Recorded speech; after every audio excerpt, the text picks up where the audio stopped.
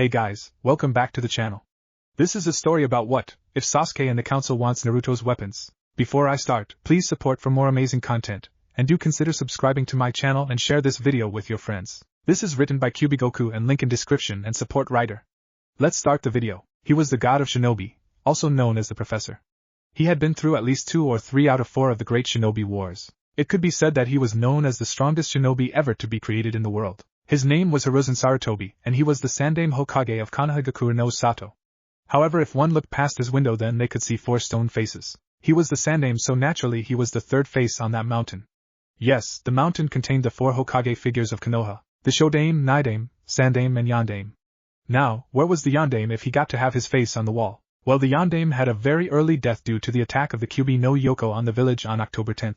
Since the Sandaime had to step back into the duty of being Konoha's top protector, Sarutobi sighed as he rubbed his elderly bones before he heard a knock on the door. "Come in," he said, and the sight in front of him would have made him happy if he didn't see a pair of cold blue eyes, a mess of spiky blonde hair, and 3 specific whisker marks. He wore a dark blue shirt and black shinobi pants, and Sarutobi could see the small contract seal on the blonde's right hand as well as leaf hide on his head as one of Konoha's shinobi. Sarutobi wanted to say something to the blonde, but he stayed silent as the mysterious 12-year-old just dragged a person with white hair in front of the Sandaime and shamelessly dropped him to the floor while he took off a very large scroll and let it fall to the ground. "I've apprehended Mizuki, Hokage-sama. Just as you have asked? As you expected, he wanted the forbidden scroll of sealing. He tried to make my fake failure at the academy a sham and trick me. I have done my job. I also took Irika to the hospital. Also, Hokage-sama, is it true? Am I the Jinchuriki of the Kyuubi no Yoko that attacked the village?" the blonde asked professionally. Sarutobi stared into his eyes, and all he saw was professionalism. No hatred for the former teacher, no mixed feelings about the rigged test, and not about anything else. "Yes, Naruto-kun, you are the holder of the Kyuubi. The Yondaime sealed it in you, hoping for you to be seen as a hero. I'm sorry that it came to that, or that I hid it from you. I wanted to tell you when you were ready," Sarutobi said shamefully, and Naruto just looked at the ground. He seemed to just contemplate some things before nodding. "I see. Well, will that be all?" he asked, surprising the Hokage as he turned his head towards the beaten-up Mizuki. Sarutobi, obviously shocked at how quick the blonde got over it, could only nod as he sent Anbu to take Mizuki away. Yes, Naruto. Good work. I'm sorry that you had to experience that. I'll give you an A-rank mission pay for this since the scroll was involved. You have done a good job," Sarutobi said with a smile, and Naruto just bowed before he spun on his heel and was ready to walk out of the door before the voice of the Sandaime called out to him. "Hey Naruto, for your success, how about I treat you to some ramen?" Sarutobi asked with a smile, but Naruto just stared evenly. "I appreciate the gesture, Hokage-sama, but an important figure like yourself shouldn't need to worry about a genin. I might eat at Ichiraka from time to time, but that's to have a somewhat pleasant conversation with Tuchi-san and Ayam-san. Nothing more. Thank you for your time," Naruto said, and Sarutobi sighed at the decline before another matter rather important came into his mind. "Well then, have you at least gotten a partner? It's recommended that everyone have one. Most of the Jonin and Chunin have them. It's much easier when they are genin since friendships foster better," Sarutobi mentioned, and Naruto just looked at the seal on his hand. The same seal that had been branded to every Konoha shinobi and kunoichi. He had been given that seal when he had been given his headband by Irika just a few hours ago. Naruto tore his gaze away from his seal before he just opened the door. "No offense, Hokage-sama, but I don't think I'll get much success out of that. You know what my rigged grades are, and you know how people treat me.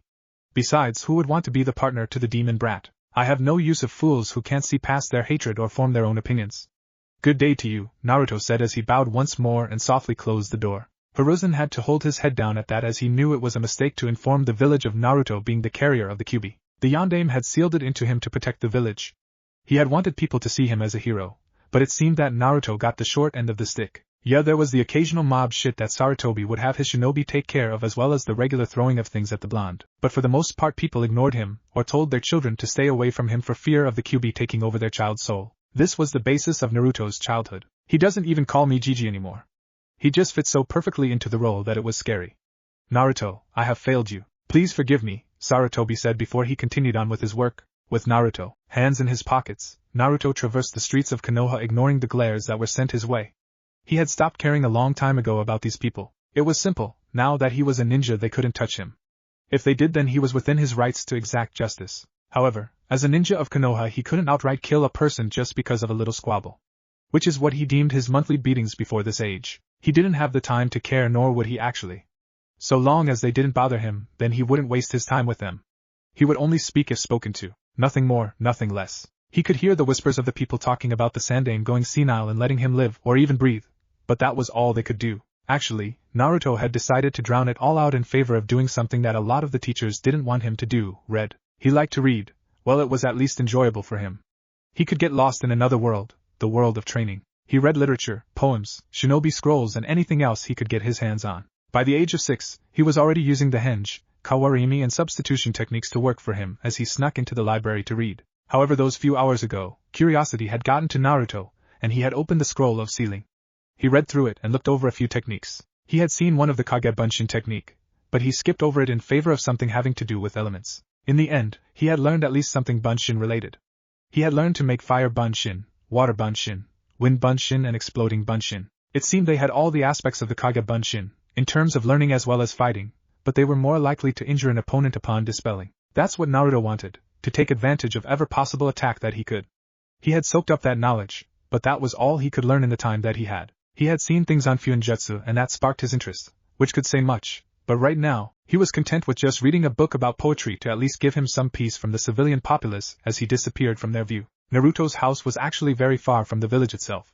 He had made his house in the forest of death, for only one reason. No civilian was allowed to go inside, and while technically he couldn't either, he still had more clearance than they did. His apartment had once been burned and it wasn't saved. So seeing the issue, Naruto had proposed to his Hokage that he resurrect his living space in a place of solitude away from the irrational people. Sarutobi had agreed, so Naruto built it in the forest of death. It went against Sarutobi's wishes, but with a little push from Naruto he had allowed it. Naruto climbed over the gates and disappeared into the forest. He ran through training ground number 44 as he heard the sounds of animals. He knew how dangerous the place was, but he also knew just how much of a lifesaver it was.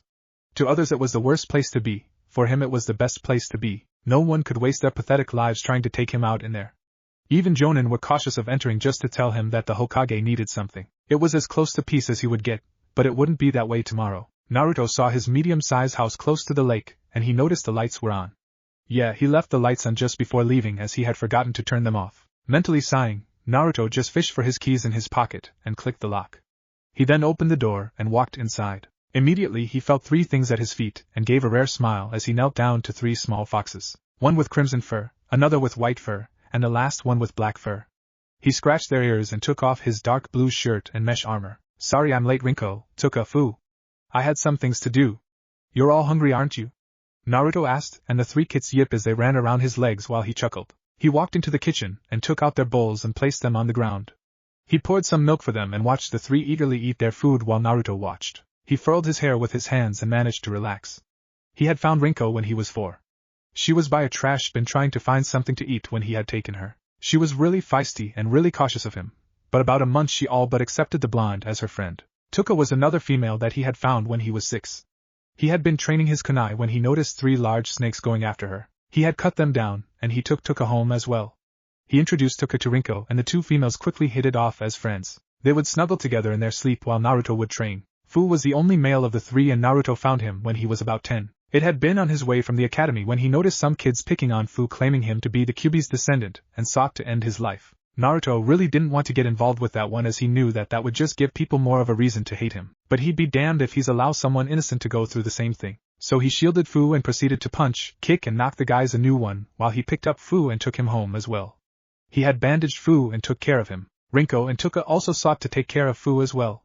Naturally, that fight had gotten Naruto the unwanted hatred of the people, but he didn't care. By that time, they couldn't do much. Since then, Rinko, Tuka, and Fu had been by his side. When he would train, they would play or train with him. When he took a bath, they took a bath.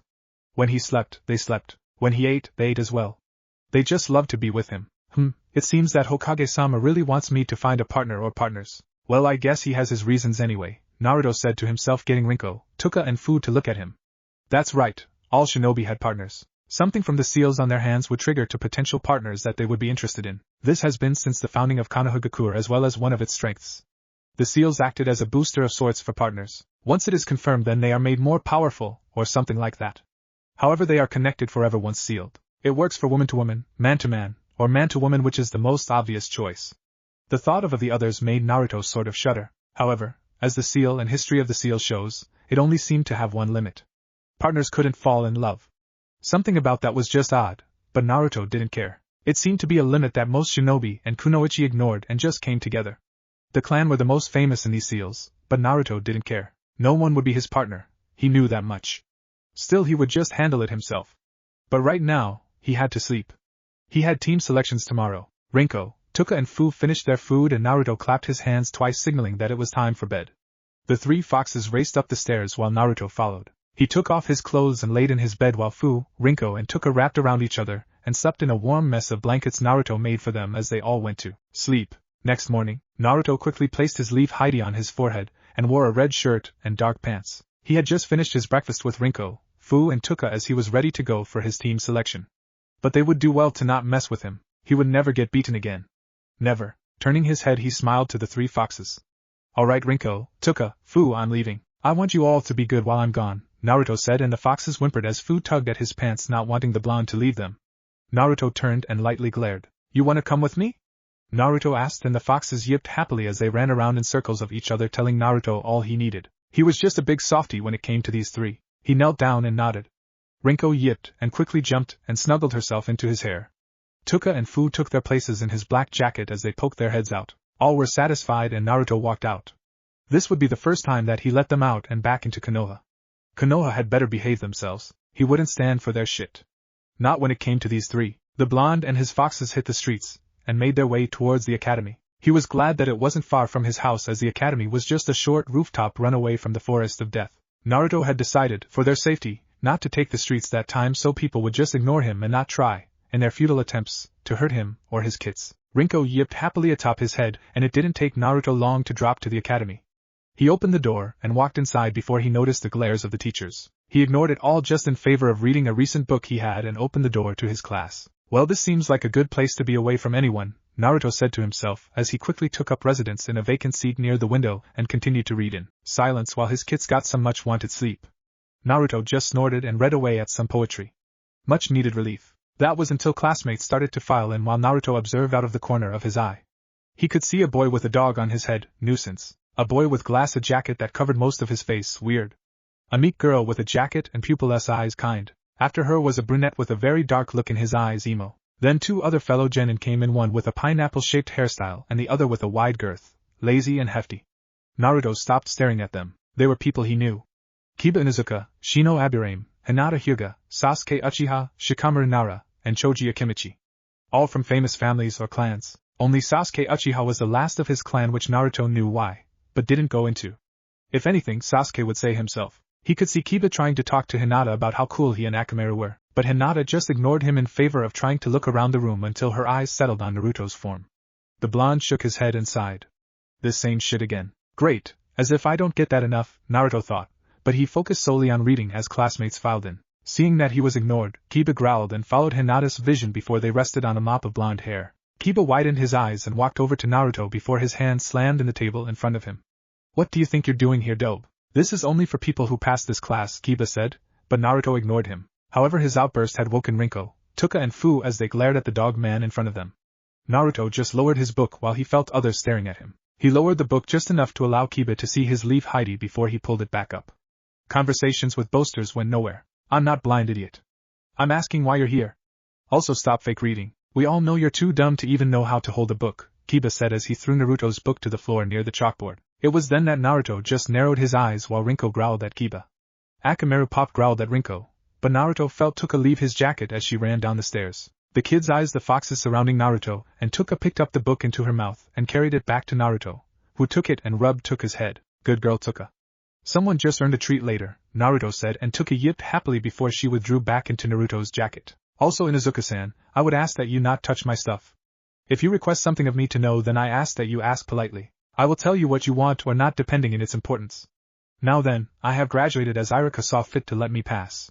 Does that satisfy you? Naruto asked, and Kiba just growled as he glared daggers at Naruto before the blonde got up from his seat. He walked down the stairs and took the next seat to the window while opening his book as he continued to scratch Rinko's ears while the Crimson Fox purred. The class started to settle down as some talked about Naruto's mood, but ignored the blonde while Sasuke took a seat next to him. He only took that seat simply because Naruto was like a repellent for fangirls. They just wouldn't leave the Uchiha heir alone, and it pissed him off to no end. However, he was happy for one thing. Naruto never said anything to him. They both just tolerated the other's presence. Neither said anything or tried to engage in conversation. For Sasuke, this was the only friendship that he honestly enjoyed. After about half an hour, Irika came through the door in some bandages while seeing a smile from all the students. His happy grin even brightened when he saw Naruto on time, but his grin lessened as he saw Naruto not caring if the man either there or not there. He was just focused on his book of literature. Iruka was about to begin before everyone heard shouting that made Naruto groan. He then decided to close his book as he knew he wouldn't be getting any more reading done. No, even he couldn't concentrate when these two came. Move out of the way, Ino pig. Shove it forehead. Two females' voices said as Rinko, Tuka and Fu turned an interested stare to a blonde young girl and pink-haired girl. Sakura Haruno and Ino Yamanaka. Sakura was born of a civilian family while Ino was from the Yamanaka clan. Sakura, Naruto could do without, as anything dealing with the Uchiha heir, she was ready to shout it to the heavens. She was a lost lovesick fool who didn't know anything. She might have gotten the best grades in class, but that hardly mattered in the field. Sakura might have been more informative than Naruto, but he would always be better than her at everything else. Sometimes, though Naruto couldn't help it, he wondered why the hell she had been branded with the female version of the seal, of Fate's seal, as he had been informed of. Now since Ino was a member of the Yamanaka clan, then together with Shikamaru and Choji of the Naro and Akimichi clans, they made the Ino Shikacho trio that Naruto had heard about with their fathers. But surely Inoichi would be disappointed in his daughter acting like some lovey-dovey fool. But then again, Naruto didn't care. The girls ran into the room while some of the guys and girls' sweat dropped. As they raced to the open seat next to Sasuke, Sakura tripped Ino and grinned as she took the open seat. Ino huffed and growled before she noticed the soon-to-be empty seat that Naruto had occupied. Naruto, get up! I'm sitting next to Sasuke-kun, Ino shouted while Naruto continued to look out the window. Ino! Iruka shouted, but the blonde ignored him, and she fumed at being ignored by the class idiot that she assumed to be even weaker than her. But Naruto, if the tests weren't rigged, was better than Sasuke. Rinko growled at Ino's disrespect of her friend, making Ino turn to her. She narrowed her eyes at the fox before she snorted and sent a punch to her. Rinko growled, but everyone gasped as it happened so fast. Ino was flipped into the air over Naruto's desk while the said male blonde had his hand in the air. Ino fell to the ground behind him while Naruto sat back down. Sasuke widened his eyes and Sakura gaped along with a number of people. While Naruto stood up and bowed. Sorry for the disturbance, Iruka-san, it will not happen again. Please continue, Naruto pleaded and sat back down, ignoring the whispers and whoops from the kids about what happened to Ino. Speaking of her, said girl groaned and rubbed the back of her head. Ino was about to complain, but a stern look from Iruka told her not to push the issue anymore, so she just sat behind Sakura. Now that things are out of the way, I would like to inform all of you that you have finally graduated. Late last night Mizuki, our teacher, had tried to steal the forbidden scroll. Luckily he was stopped, and the scroll is safe. Know that challenges to one's village will always come, but Konoha has the will of fire, and with it you will never fail. The trials will be tough, but I know you will succeed. Now then, I will call out the names of the three-man squad. Your Jonin-sensei will be there to pick you up, Iruka said while Naruto rolled his eyes. He wondered why it would be three-man squads and not four. If it was four, then all of them could get a partner, but a three, then it was only likely that two would. Unless they actually didn't care about that whole student-teacher thing. However, Naruto didn't want a partner. He was fine by himself, well except for his three buddies around him. I will now read off the list, Iruka said, and Naruto tuned it all out. He would know when his name was called. However he just hoped that they would allow him some peace. Squad 7 will be Sakura Haruno, Sasuke Uchiha, and Naruto Uzumaki. Your Jonin-sensei will be Kakashi Hatake, Iruka said while Sakura jumped into the air and gave a V sign to Ino, who was scowling while Naruto and Sasuke deflated. Naruto just had to get the loudest of them all. Oh well, hopefully he concentration would rise after this shit. Squad 8 will be Shino Aburame, Kiba Inuzuka, and Hinata Hyuga. Your Jonin-sensei will be Kurina Yuhi, Iruka announced, and Kiba smirked while Shino adjusted his glasses. Hinata just sighed and turned to Naruto sadly before continuing to stay silent. Even she couldn't get her wish. Squad 9 is still in circulation, so I'll move on. Squad 10 will be Ino Yamanaka, Shikamaru Nara, and Chuji Akimichi. Your Jonin-sensei will be Asuma Sarutobi. Iruka finished and Ino groaned at her two teammates while Shikamaru muttered troublesome, and Choji just ate his chips. Iruka finished and walked out of the room. Soon one by one, students filed out with their sensei, but Team 7 were still sitting down in their seats. Sasuke still with glaring look, Sakura with hearts in her eyes at Sasuke, and Naruto just not caring. The blonde stood up and walked towards the opposite end of the room. What are you doing, Baka? Sakura asked, but Naruto ignored. He took out a kunai and held it in his hand, trying the chakra control exercise. Rinko, Tuka and Fu took this time to observe the room while Naruto spoke. You three can roam around if you want, but you must stay in this room where I can sense you, alright? Naruto asked, and the three kids nodded with their individual yips, and Sakura along with Sasuke watched the scene of the three foxes walking around the room. They jumped on the tables, yipped to each other, and ran around the room, but all three stayed away from Sakura and Sasuke. They continued to play around while Naruto focused his chakra. He slowly tried to lift balance the kunai. They would be sitting for a while waiting for Kakashi Hatake. 2 hours later, Sakura fumed and growled while Sasuke seemed a little irritated. They saw Naruto now balancing 3 kunai instead of 1, but deemed it stupid so didn't bother. However, Sasuke, despite his attitude, did care about what Naruto was doing. It intrigued him if he wanted to admit it. Where is that idiot? He's late! Sakura shouted, and she heard the clattering of kunai as she and Sasuke turned to see Naruto frustrated. He sighed and shook his head. His eyes suddenly darted to the right, and he pocketed his kunai while he stood to his feet. He dusted off his pants and Naruto patted his legs as a signal. Immediately Rinko, Tuka and Fu stopped their roaming and ran back to Naruto. They took their places from the last time and Naruto leaned against the desks while the door opened. A man with gray hair, one visible eye, and a mask over a portion of his face appeared through the door and gave an eye smile. Team 7? He asked while Naruto, Sasuke and Sakura nodded, but not before Sakura shouted, "You're late, Kakashi-sensei." She hollered while Naruto picked his ears. Kakashi nodded and rubbed the back of his head with a sweat drop before he looked from Naruto to Sasuke to Sakura and back to Naruto. "Yeah, well, my first impression of you guys, I hate you," Kakashi said while Sasuke and Sakura deflated. But Kakashi saw that Naruto just glared at him with his cold, unwavering eyes. He just shrugged his shoulders and sighed. "Alright, you 3 meet me up on the rooftops." "Chop chop," Kakashi said as he disappeared in a puff of smoke. Naruto raised an eyebrow to the technique. He had read of T-Shunshin technique, but he could see it being useful in the future. He then just walked off while Sasuke followed and Sakura followed Sasuke. Hokage Mansion. Sarutobi sighed as in front of him was a problem that even he wasn't sure how to solve. It stood smirking in its gray trench coat with its long legs covered by fishnet armor and legs guard along with its purple, pineapple-shaped hair. It was actually a she and her name was Anko Mitarashi. Second in command of the torture and interrogation department of Konoha, only being surpassed by the one Ibiki Marino. "Anko, why have you still not been partnered?" Sarutobi asked while Anko gave a cheeky grin. She placed her hands on her hips and snorted. "Partnered? Well, aside from the fact that more than half the people I pick are either weaklings or downright perverts. I mean, come on, how am I supposed to trust my back to a person who won't stop to be serious? Sorry, but no thanks, Hokage-sama. I'd rather watch out for my own neck if I can't trust anyone with it. Besides, I'm not a Tokubetsu Jonin for nothing. I'm still the hottest female kunoichi around," Anko said, grinning with the V sign. Sarutobi shook his head at her antics and just sighed. He knew the real reason for it, but it wasn't his place.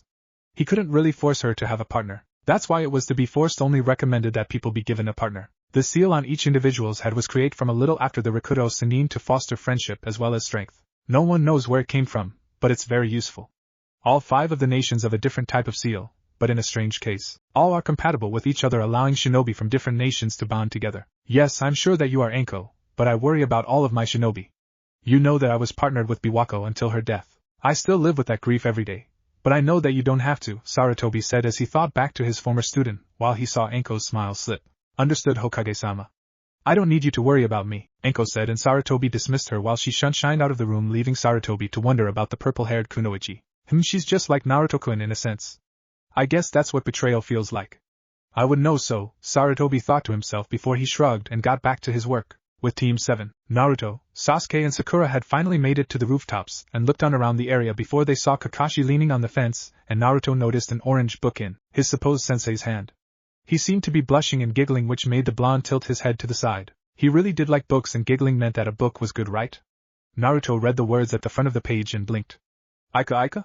What is that supposed to be? Interesting, Naruto thought to himself before he noticed Kakashi looking at them as he pocketed his book away and folded his arms while Sasuke, Sakura and Naruto, himself, sat on the gravel. Alright then, you're my genin team. Now then, why don't we start with some introductions of yourselves? Kakashi said before Sakura raised her hand like she was in class and Kakashi pointed to her. Sensei, what do you mean by introductions? Sakura asked, and Naruto rolled his eyes. How straightforward was it? This was the smartest girl in the academy? Bullshit. Well, like this, things you like, things you hate, your hobbies, your dreams for the future. Things like that, Kakashi said, and Sakura smiled. Can you show us how it is done? She asked, and Naruto was sure that if she ever asked another senseless and stupid question that he would smack the stupidity out of her pink little head. However, he heard Kakashi chuckle and it seemed that he was going to get some insight to the Jonin, so he supposed that he could thank her for that. Alright then. I'm Kakashi Hatake. I have many likes. I have many dislikes. I also have many hobbies. My dreams for the future I don't feel like telling you, Kakashi said with an eye smile while Naruto mentally faltered. Sasuke and Sakura was more obvious as they sweat dropped. So all I know is your name, and the fact that you're a Jonin. Fine, Hatake-san. Be that way, Naruto thought to himself before he took out a book and gently scratched Rinko and Fu's ears as well as their chins, much to their appreciation. Tuka had been sleeping, so Naruto wasn't going to disturb her. Since you asked, you first, Pinky, Kakashi said, and Sakura smiled with a nod. She cleared her throat and spoke.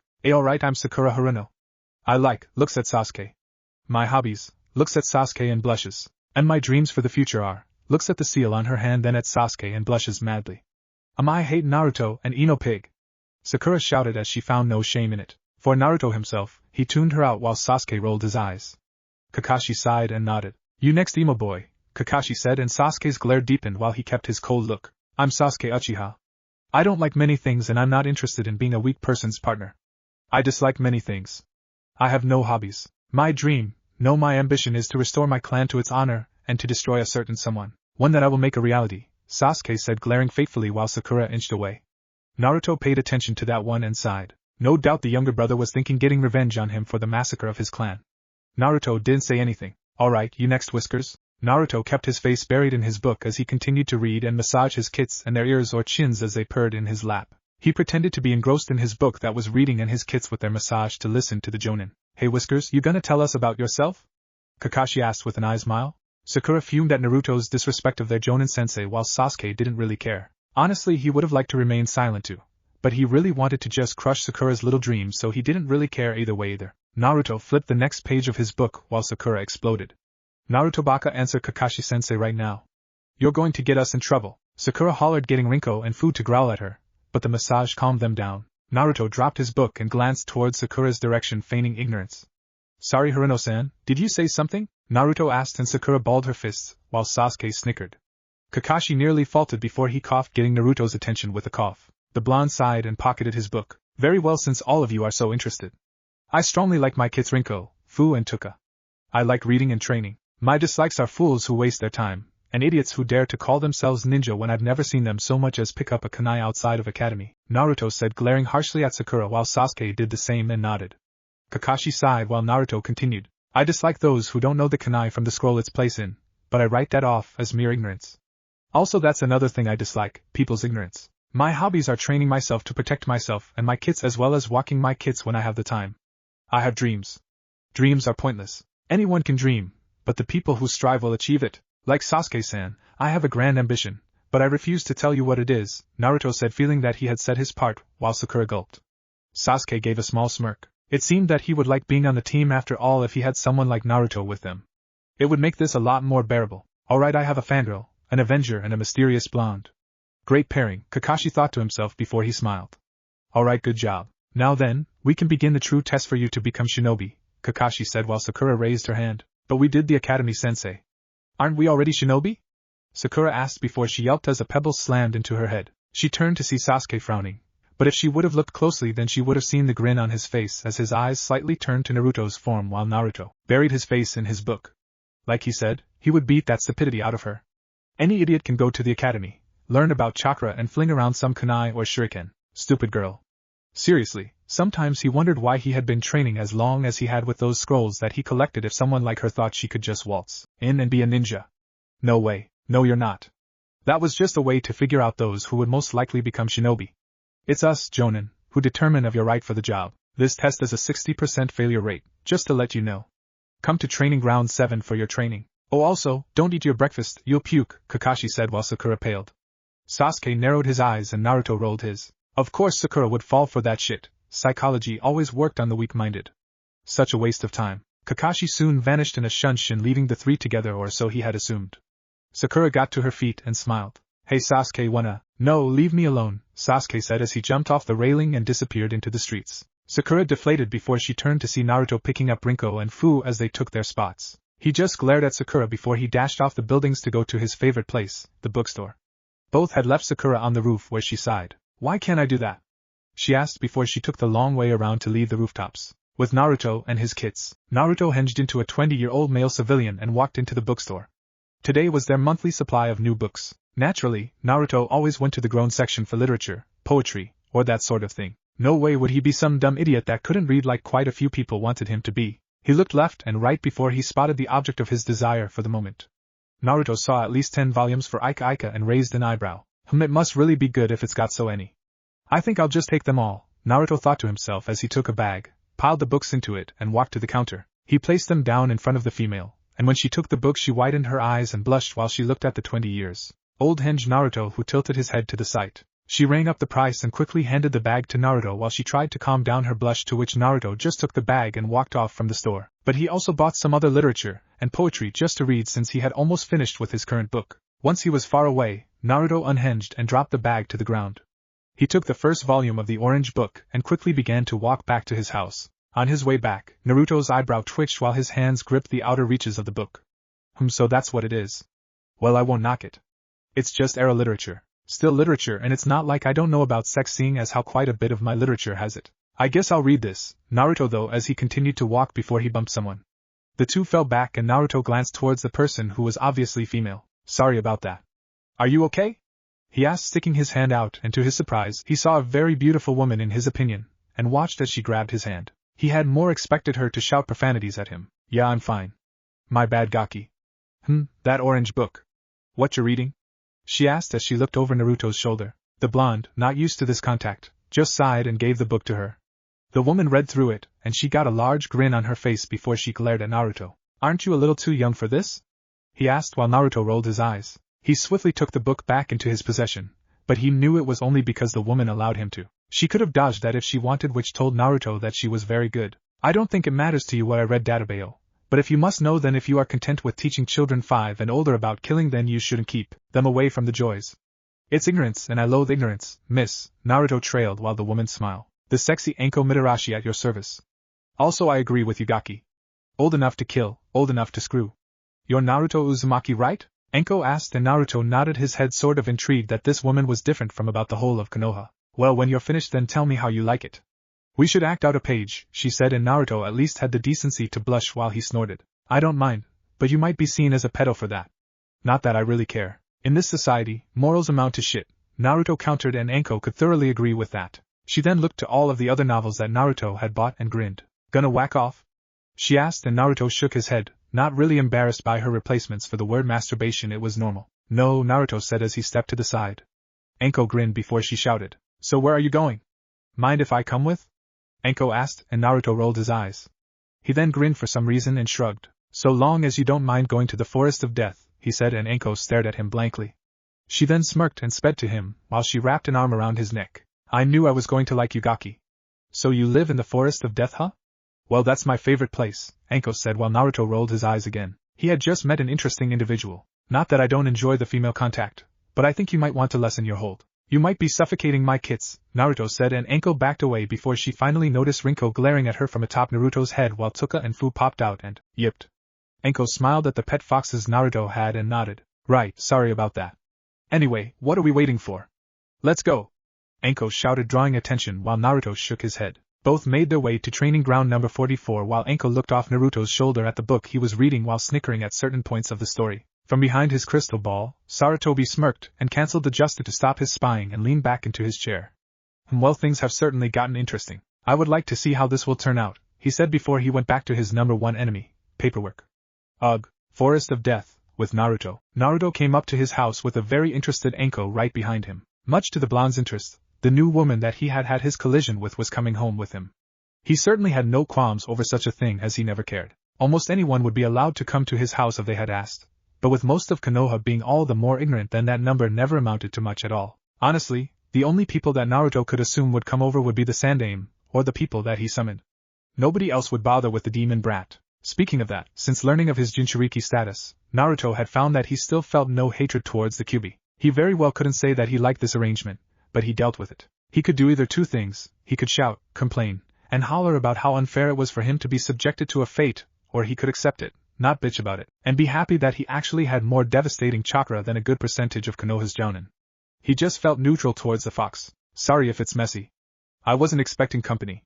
Not that I ever really get it, Naruto said, with the last part being to himself, but Anko heard him and she sighed. Yeah, she knew of his problem, and the cold attitude around him sort of reminded her of hardened jounin who figured out the truth to the world, but never did anything about it. They just accepted it and dealt with it. What could he have seen? It reminded her of the look she got from lots of people when her former sensei, Orochimaru, betrayed the village. Since then, she's had to deal with the shit of being the bastard's teacher. Nah, that's fine, Gaki.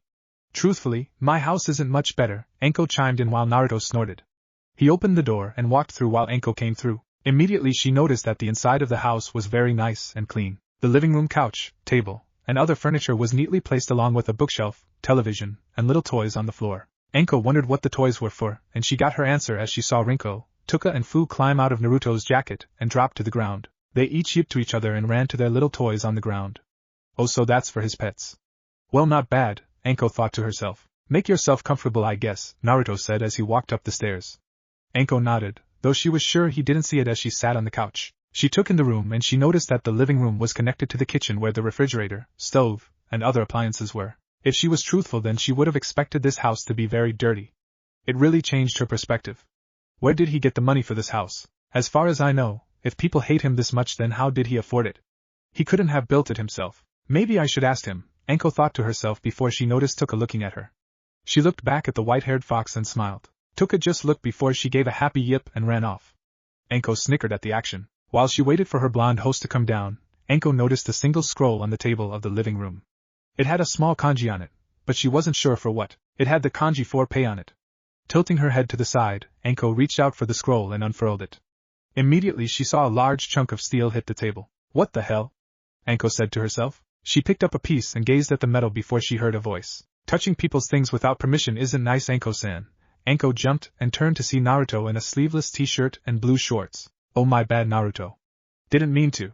Just curious, I guess. What is this? Anko asked, and Naruto turned to it. He sighed before he shrugged his shoulders. He took the metal from her and sealed it back into the scroll of paper. A little business that I have going on. It's not your concern at the moment, Naruto said, and Anko just shrugged, seeing that he had a point. She watched as Naruto took out his books that he had bought from the store and placed them in a shelf. So then mind telling me where you got your pets?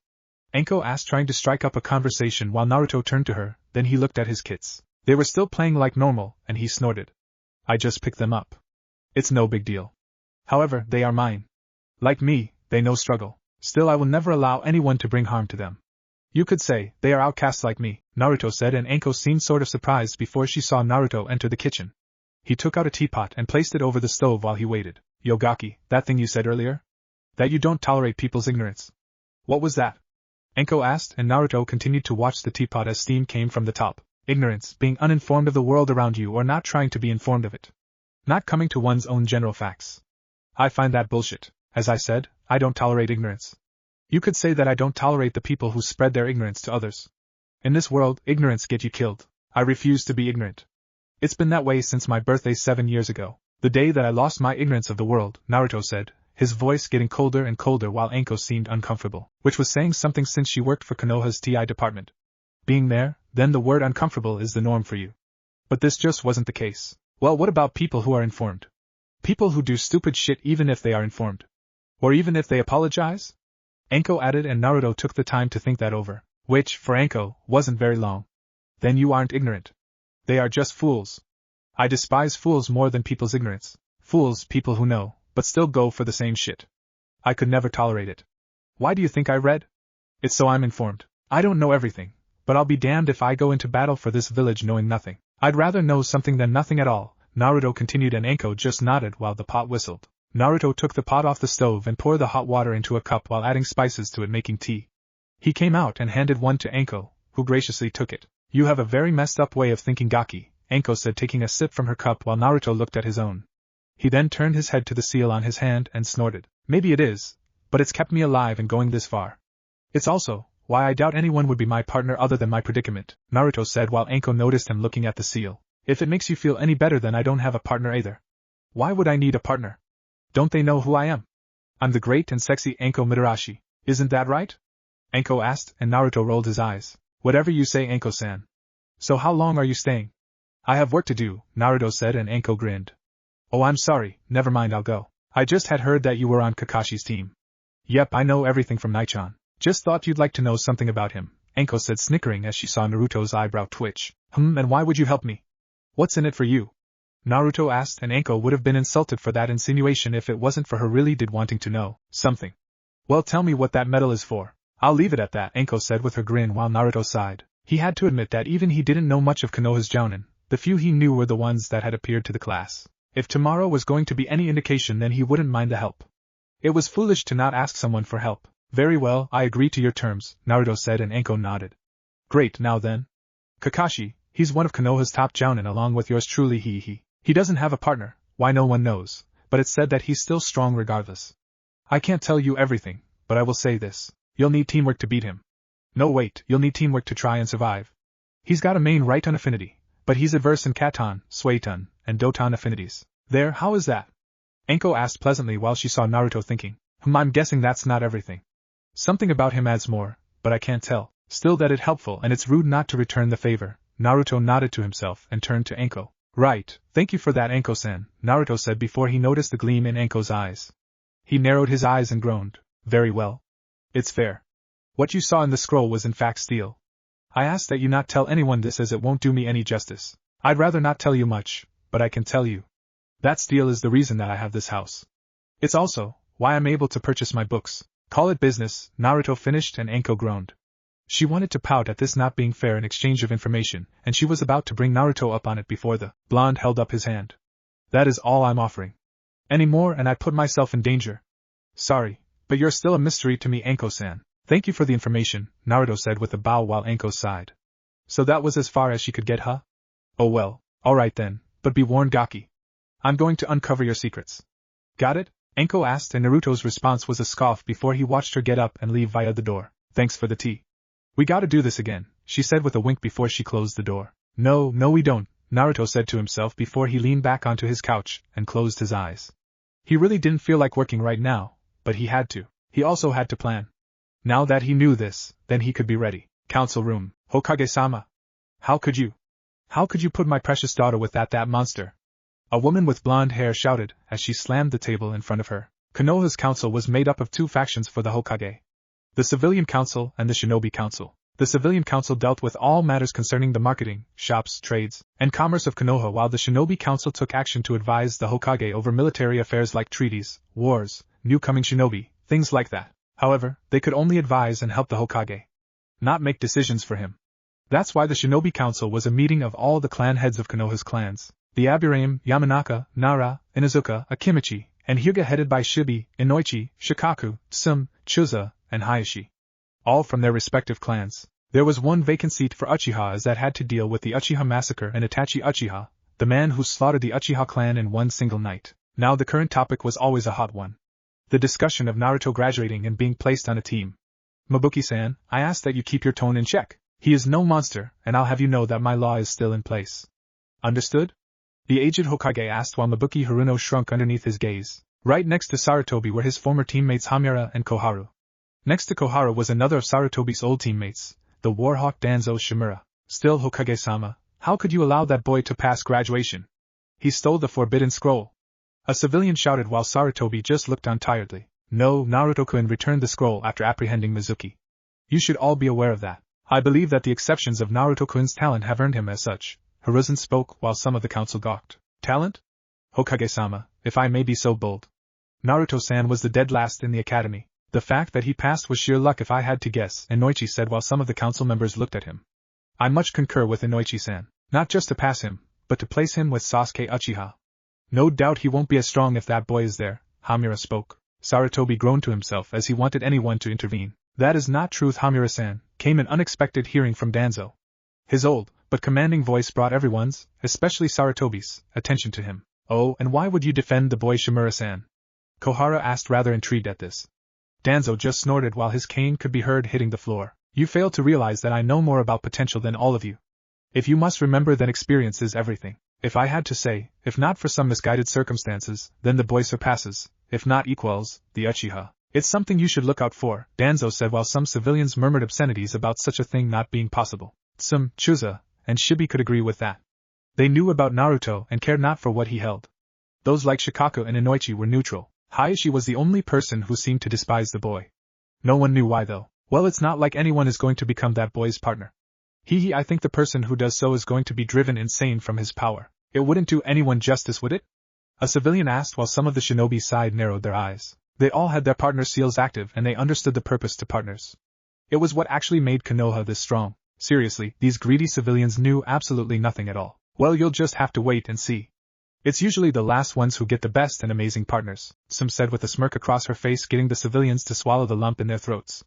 No one wanted to know what she meant by that. However, those like Tsum and Hayashi, their partners were gone, one by choice and the other by death. With this the seal ended and they could take partners again, but never did. It seemed that an unsettling feeling stopped them from doing so.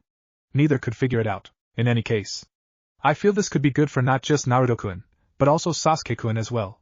Now then, is there any other news? Sarutobi asked, and a civilian stood to his feet and coughed, getting everyone's attention. Yes, Hokage-sama. There is the newest news from Exodus Metals Company. Has just taken another small store out of the 6 that they own in the village. They have now signed on Ichiraku Ramen's Tsuchi-san and Ayam-san. They are the 6th of the 7 small family-owned business that have signed on with them. As you know, Exodus Metals has been very generous to us as they have supplies us with the strongest metals after our former supplier left us during the Kyuubi incident. They currently own 23% of the shares of Konoha as a whole. No more news, the civilian said while Sarutobi nodded. That's right. Konoha has another metal and weapons supplier. They had their own, but none of the business made anything like Exodus Metals. They had been their suppliers for a good 6 years and they were always on time and brought satisfactory results. Currently Exodus Metals had 6 of the 7 businesses under them. They signed with Hot Leaf Springs, Dragon Rose Hotel, Higurashi Weapons, the Golden Sunset, which happened to be one of the most expensive restaurants in Konoha, Moon Crest Jewels, and newly Ichiraku Ramen. One more and Konoha would have had a full contact with Exodus Metals. There were rumors that Exodus was trying to overtake Gato Shipping, but it was just that. A rumor. I see, well that is fine. So long as they are aware that they are to still be handing us metals, then it will all work out for us. They are our best supplier after all. If that's it, then meeting adjourned, Sarutobi said, and people got up to leave, some still not happy with the way things were handled about with the demon brat, but they couldn't do anything about it. Seeing the people leave, Sarutobi sighed and took off his hat while resting it on the table. Things since Mizuki's betrayal had picked up for Naruto, and not in the good way. It was like the blonde couldn't stop drawing attention to himself, but that wasn't what unnerved Sarutobi. No, what unnerved him was the thought of the civilians actually risking to try anything with him. Naruto was now distant, cold, but not completely mean. No, he was more rational than Sarutobi figured. Just like a seasoned jounin without the jutsu or experience. He had messed up badly. He knew it also. Naruto, please do well tomorrow, Sarutobi prayed before he got up and walked off. Forest of Death, with Naruto, nighttime. Naruto opened the door to his basement, and coughed as he saw his working clothes covered in smoke. With him were Rinko, Tuka and Fu scratching their noses in irritation of the smoke. The blonde genin shook his head and quickly scooped up his 3 young kids. Bath time you 3, Naruto said as he took them into the bath. The blonde, in his nude form, sat down and began to clean them with a washcloth filled with soap. Fu growled, but a stern look from Rinko and Tuka told him not to run. Fu never liked baths. For Naruto he just had to deal with it. He liked his blonde friend. It was just a pain to drive fur off. After Fu was Tuka and then Rinko. They all were clean and walked out into the bedroom soaking wet before they cuddled into a stray towel. Meanwhile, Naruto cleaned his own body while the washcloth went down his form, showing the medium-sized muscles for a young man his age. His stomach was flat and free from the baby fat of his youth. His somewhat visible abs and his toned legs. His blonde hair dropped over his face, not showing his cold eyes that stared at the wall in front of him. Naruto's impassive frown turned into a grin while his eyes showed amusement. A very, very wrong kind of amusement. Be prepared, Hatake. My invention was tailor-made for your ass. However, I will need Sasuke-san's help. And even Sai Haruno-san's help. Weak and foolish you might be, but if I'm going to stand any chance of completing this, then it will take quite a bit. Hatake's no fool, or he better not be, or he see what I will do to him, Naruto thought to himself before he exited the shower, the grin never leaving his face. What laid in his basement was a very good creation, still some kinks, but what didn't have kinks? Next morning, training ground 7, Sasuke groaned as he dragged his feet across the field. No breakfast, as per the teacher's instructions, and he was super irritated as he got little sleep last night trying to think of strategies against the jounin, one of the elite in Konoha. Sasuke knew that beating the guy by himself was little more than a pipe dream at best. The only one he could, rely on was Naruto. He would just hope that the blonde had some shit for them. Sakura trudged right behind Sasuke with her stomach groaning. She hadn't eaten anything either. She was dead tired. She had also been packing materials for the fight as well, but it pissed her off that she had to miss her breakfast. She wanted to lose weight, but not go entirely hungry. It was insane. However, just before leaving, Sakura's mother had told her to be wary of Naruto. Sakura wasn't sure why, simply because in her eyes, he was just an idiot that disrespected his superiors. However, she told her mother that she would be careful. Both trudged through the forest and sat down next to the fence. Sasuke-kun, please tell me that you had something to eat, Sakura pleaded while Sasuke just closed his eyes and snarled, telling Sakura that he had nothing to offer at all. He was just as hungry as her, if not more. Both waited for about 10 minutes before Sakura sighed, not even having the strength to get angry. Man, where is that idiot? He's late along with Sensei. I swear that he's going to be trouble for us. But hey, if he doesn't show up, then that means that Sasuke-kun and I will be on the same team when we pass. Sasuke-kun will be spending so much time for me, then he will see that I can be his true partner. Sakura got a devious grin across her face and Sasuke was too tired to even try and deal with any of her shit today. So I take it you two haven't eaten? A voice asked while Sasuke and Sakura widened their eyes. Sasuke's head darted left and right along with Sakura before the Uchiha looked up. Sakura followed where his eyes were and both saw Naruto sitting on a tree branch with Ika Ika Volume 1 in his hands. Sasuke noticed it was the same book that Kakashi had around the few times he had seen the man yesterday. Now Naruto had the same book in his hands. Still, when did he arrive? How did Sasuke not sense him? Naruto baka, where the hell have you been? You're late. Sakura shouted much to Sasuke and Naruto's irritation. The blonde picked his ears while Sasuke just shook his head. Don't be foolish, Haruno. I've been here for a good 30 minutes before you two. I was wondering how long it was going to take you find me, but you never did. How boring, Naruto said as he flipped a page of his new book. Sakura fumed while Sasuke snorted. Well, why aren't you all pissed off like us? Shouldn't you be irritated as well?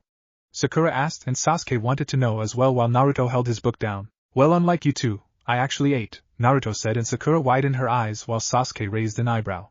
You idiot, you went against Sensei's orders. You're going to get in trouble and you're going to drag us down with you. Sakura yelled and Naruto rolled his eyes. Wrong, ignorant woman. You're the ones who will be in trouble. We're doing a training camp against the Jounin and you two think that not eating is going to give us any better a shot at him? Look at yourself, Haruno. You are tired, you are hungry and you're bitchy right now. Not what a shinobi should be. Sasuke, at least, knows to use this time to try and recover whatever sleep he lost, Naruto said while Sasuke snorted. He had closed his eyes for a few minutes before he heard the wind shift. He let out his hand and felt something enter. He opened his eyes to see a sandwich. He looked back up at Naruto questioningly. Don't mistake anything. I just need you to be full so I don't pick up your slack, Naruto said and he tossed a rice ball towards Sakura. That goes for you, Haruno. When you're finished you better get as much sleep as you can get. You'll need it, Naruto replied before pulling his book up to cover his face. Sasuke wasted no time eating the generous gift given to him as he wanted to say that he didn't need a trivial thing. He and Naruto knew better that he wanted to devour the sandwich. So, Sasuke ate his food while Sakura ate hers humbly. Both then went to sleep while Naruto continued to watch over them as he unzipped his jacket. He opened it to see Rinko, Tuka and Fu sleeping soundly next to his stomach and he just smiled as he zipped it back up while continuing to read. Hurry up, Hataki-san. The longer you wait, the longer I get to plan out scenarios to hit you with, Naruto thought to himself with a grin before he read his book a little further, and his eyebrow twitched. Really, man? You're not going to do it outside? She's right there waiting for you to stick it to her. God, you ignorant male protagonist.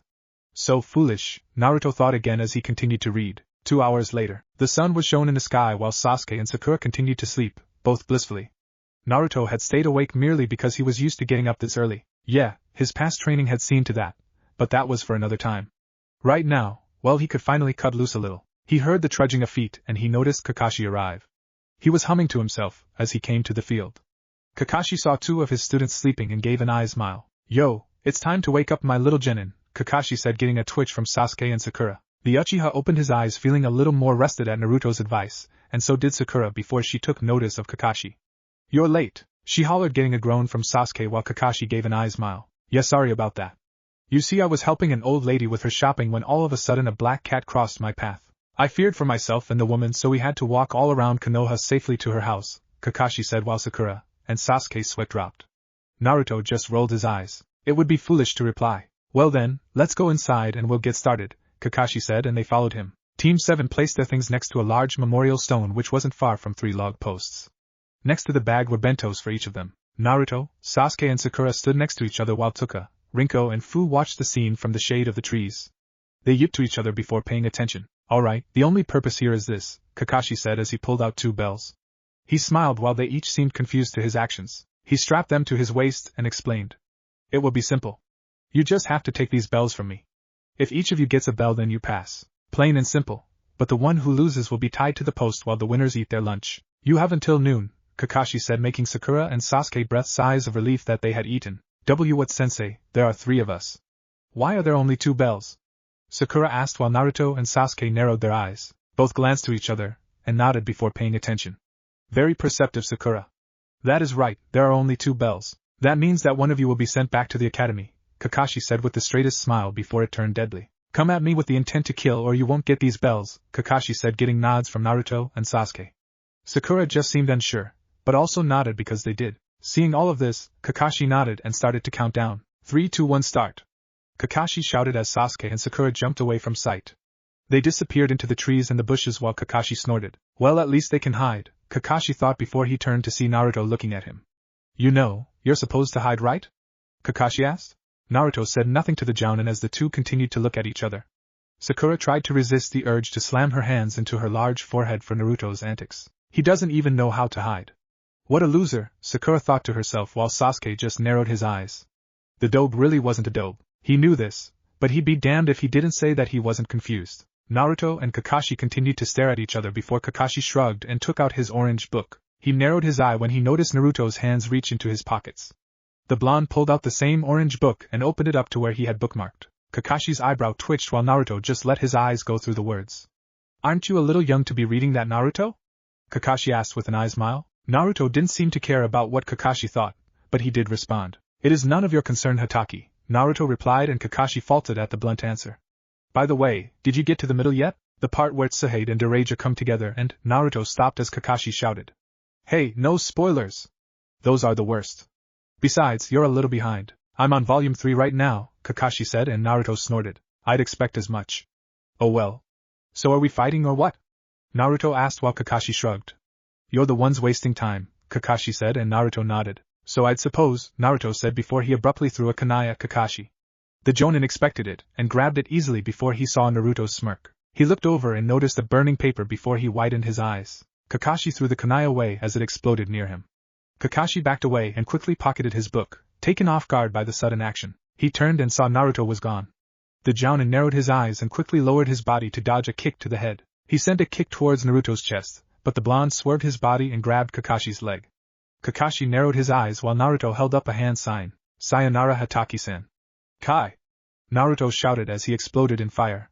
Sasuke and Sakura widened their eyes to the action. Kakashi flew from the fire and skidded across the ground. Fire Bunshin? How could he do that? He's just a genin, Kakashi thought to himself. He could see the fire still burning before he saw a fire across from it. Naruto held out his hand and shouted. Futon, Shinkahal, wind release, vacuum wave. Naruto yelled as he took a deep breath of air and spun rapidly while he released, sending 3 large wind blades towards Kakashi through the fire. The fire enhanced them as they blew towards him. Kakashi narrowed his eyes and jumped away before he heard Naruto shouted. Sasuke now! Kakashi turned his head and he saw Sasuke smirked. The Uchiha unloaded a group of shuriken at his sensei before Kakashi took out a kunai. He parried all of the shots against his form before he was forced to dodge a heel drop from a clone. Not bad, but not good enough, Kakashi thought as he sent a kick to Naruto. He slammed the blonde in the chin before a log appeared in his place. Kakashi glared before he heard another shout. Katon, Gokaku no Jutsu, fire release, great fireball technique, Sasuke shouted as he launched a large fireball towards Kakashi. The Jounin was more than ready to dodge the shot before another shout assaulted his ears. Futon, Shinkusha, wind release, vacuum palm wave. Naruto thrusted his right hand forward and a burst of wind expelled from it as it collided with Sasuke's fire. The fire grew in size, forcing Kakashi to do a jutsu of his own. Suiton, Suijin Hiki, water release, water encampment wall. Kakashi shouted and the pool of water behind him shot up and over his as it collided with the fire, forcing a heavy steam to roll over the field. Naruto and Sasuke looked left and right for their target. You two are different than your other teammate, but different isn't always better, Kakashi's voice echoed through the steam. Sakura could only watch on before playing her part. That's right, her part to Naruto's plan. Flashback, 1 hour earlier, Naruto woke Sakura and Sasuke up, much to their irritation, and brought them over to a corner of the forest. Look here, you two. I'll make this brief. We stand no chance against Hatake by ourselves. I don't know his little training exercise, but we'll end up facing him somehow. Sasuke, I know you don't like it, but we'll have to team up, Naruto said to him before Sasuke scoffed. Please, Dobe. I know I can handle him. I will be just fine on my own, Sasuke said with a smirk. Yeah, Naruto baka, you're weak. Sasuke-kun could easily take any. Sakura stopped as a punch came to her face. She couldn't react before it slammed her across the face, sending her to the ground, and the same came to Sasuke, who hit the ground. Shut up, both of you. I don't have the time to deal with a fangirl bitch nor your stuck-up pride Uchiha. Sasuke, you aren't a fool, much less ignorant, but you are prideful. Look, I don't want this at all, but just this once. We'll work together. If this doesn't work, then you can abandon me and do it individually, Naruto said while Sasuke rubbed his cheek. He then stood up. Whatever. Just don't get in my way, Sasuke said while Naruto rolled his eyes.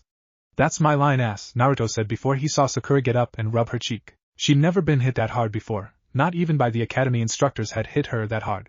Baka, why did you hit me? Sakura shouted as she sent a punch to Naruto's face. The blonde sidestepped the punch before he backhanded Sakura across the face, sending her back into the ground. Shut up, you fool. You will follow my instructions or we're fucked, and I'll be damned if you hit me. Never again will anyone hit me. I'll also be damned if my plans are put on hold for you and your fangirl ass. Just follow my orders and pay attention, fool girl, Naruto said before Sakura widened her eyes. Sasuke rose an eyebrow and snorted while Naruto turned around. I have my own ambitions to look out for.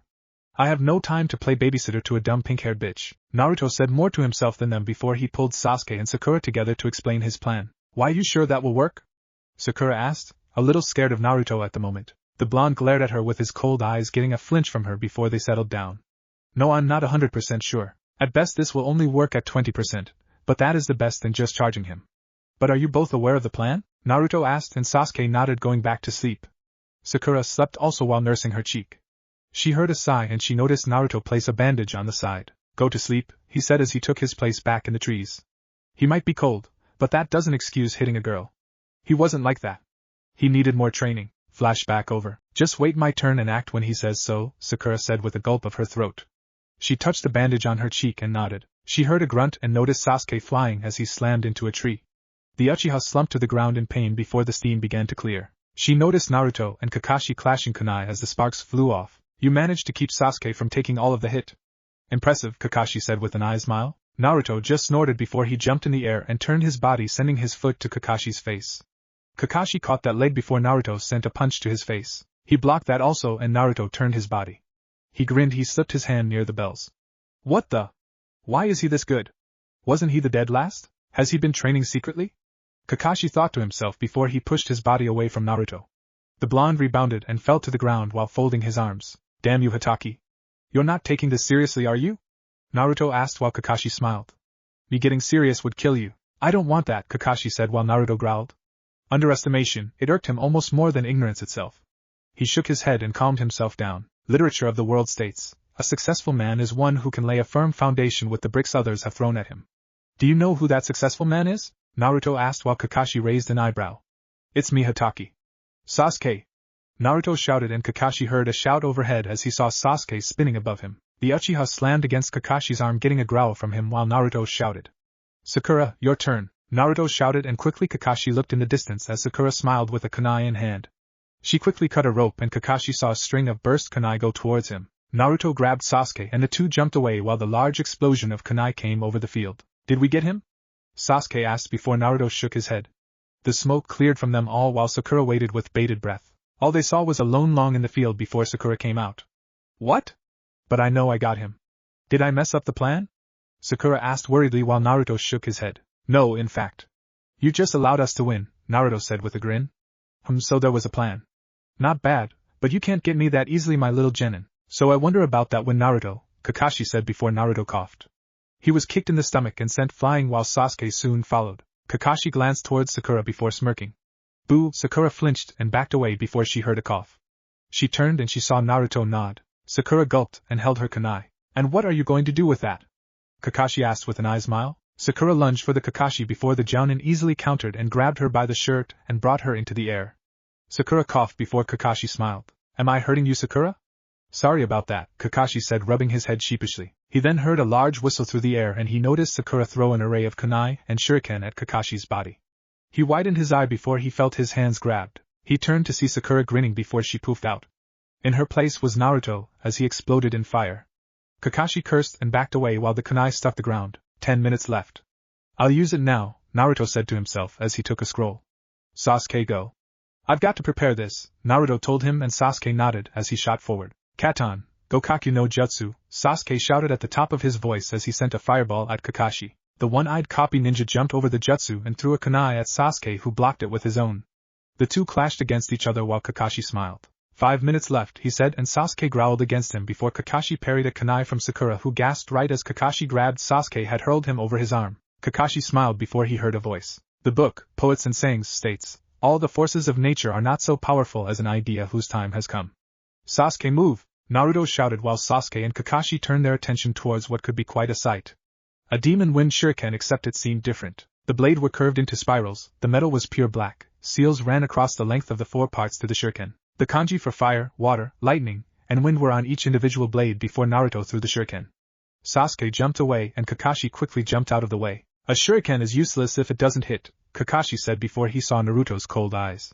But in combination with those eyes was his very solid grin. My ambition does not end here, Hatake.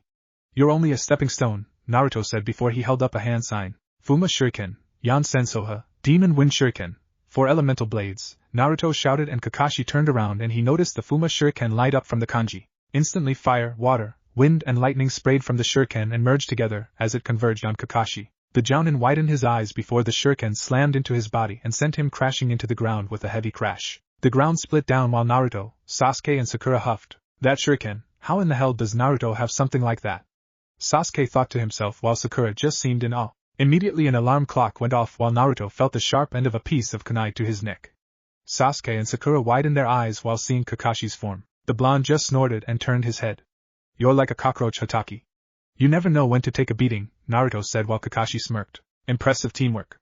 I was honestly surprised, but our little fun is over. Good work, that was the purpose to this exercise. Useful teamwork. You all worked well together. Not many people are willing to put aside their differences and fight together, Kakashi said with an eye smile. Sasuke and Sakura looked sheepish as it mostly took Naruto threatening them, but they didn't say that. Still, you couldn't get the bells in time. Sorry, but time for punishment, Kakashi said while Naruto snickered. Don't be a fool, Hatake. Do you really think that I would face you without a backup plan? Naruto asked, and everyone seemed confused as Naruto patted his legs. Immediately Rinko, Tuka and Fu popped out of the trees and ran to Naruto before Fu placed 2 bells into his hands. Like these? Naruto asked at the shining bells. Kakashi widened his eyes before he looked down to his waist, and he noticed the bells were indeed gone.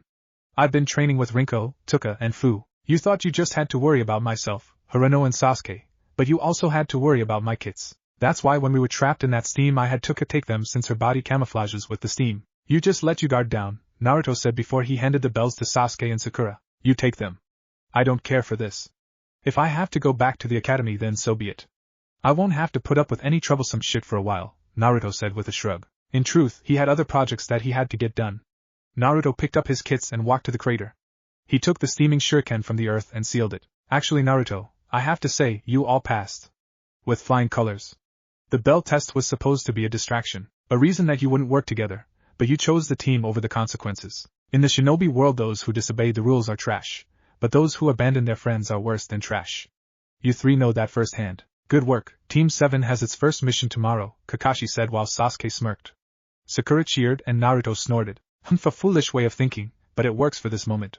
I don't really care, Naruto thought to himself before he just left the field to go home and work. Hokage Mansion. 4 hours later, Sarutobi stood in front of the mini Jonin sensei in front of him, while his fingers intertwined together. He let out a puff of smoke from his pipe and cleared his throat. How did they do? Hiruzen asked. The Jonin sensei of squads 1 to 4 failed from their students while squads 5 and 6 showed potential and passed, but barely. Hiruzen turned to Asuma and he sighed. Team 10 worked out. They have a few teamwork issues, but they are fine, Asuma said with a smirk, and Hiruzen turned to Kurenai who was next. Team 8 was successful. They have the abilities to go far, especially Hinata Hyuga, but I will be working on her with her confidence issues, Kurenai said as she stepped back. Hiruzen turned to Kakashi hopefully. This was the Jonin who had never passed the Genin cell in his time of being a sensei. Hiruzen prayed for Naruto before Kakashi spoke. Team 7 was very successful. There are some areas in their teamwork that need work, but Naruto, Sasuke and Sakura were thoroughly able to give me a run for my money without my using jutsu. Mostly Naruto though, Kakashi stated, but he kept the last part to himself. No one needed to know that. Hiruzen sighed and smiled grandly. I see. Very well. You are all dismissed, Sarutobi said, and all the Jonin quickly left the room. Sarutobi smiled and turned his head to the picture of the yondaime on the wall. Minato, you've got to be proud, right? Hiruzen asked before he noticed the picture give a big grin. Must have been the sun or something. With Anko and Kurenai. Kurenai tapped the edge of her seat, while Anko happily munched on her favorite treat, dango.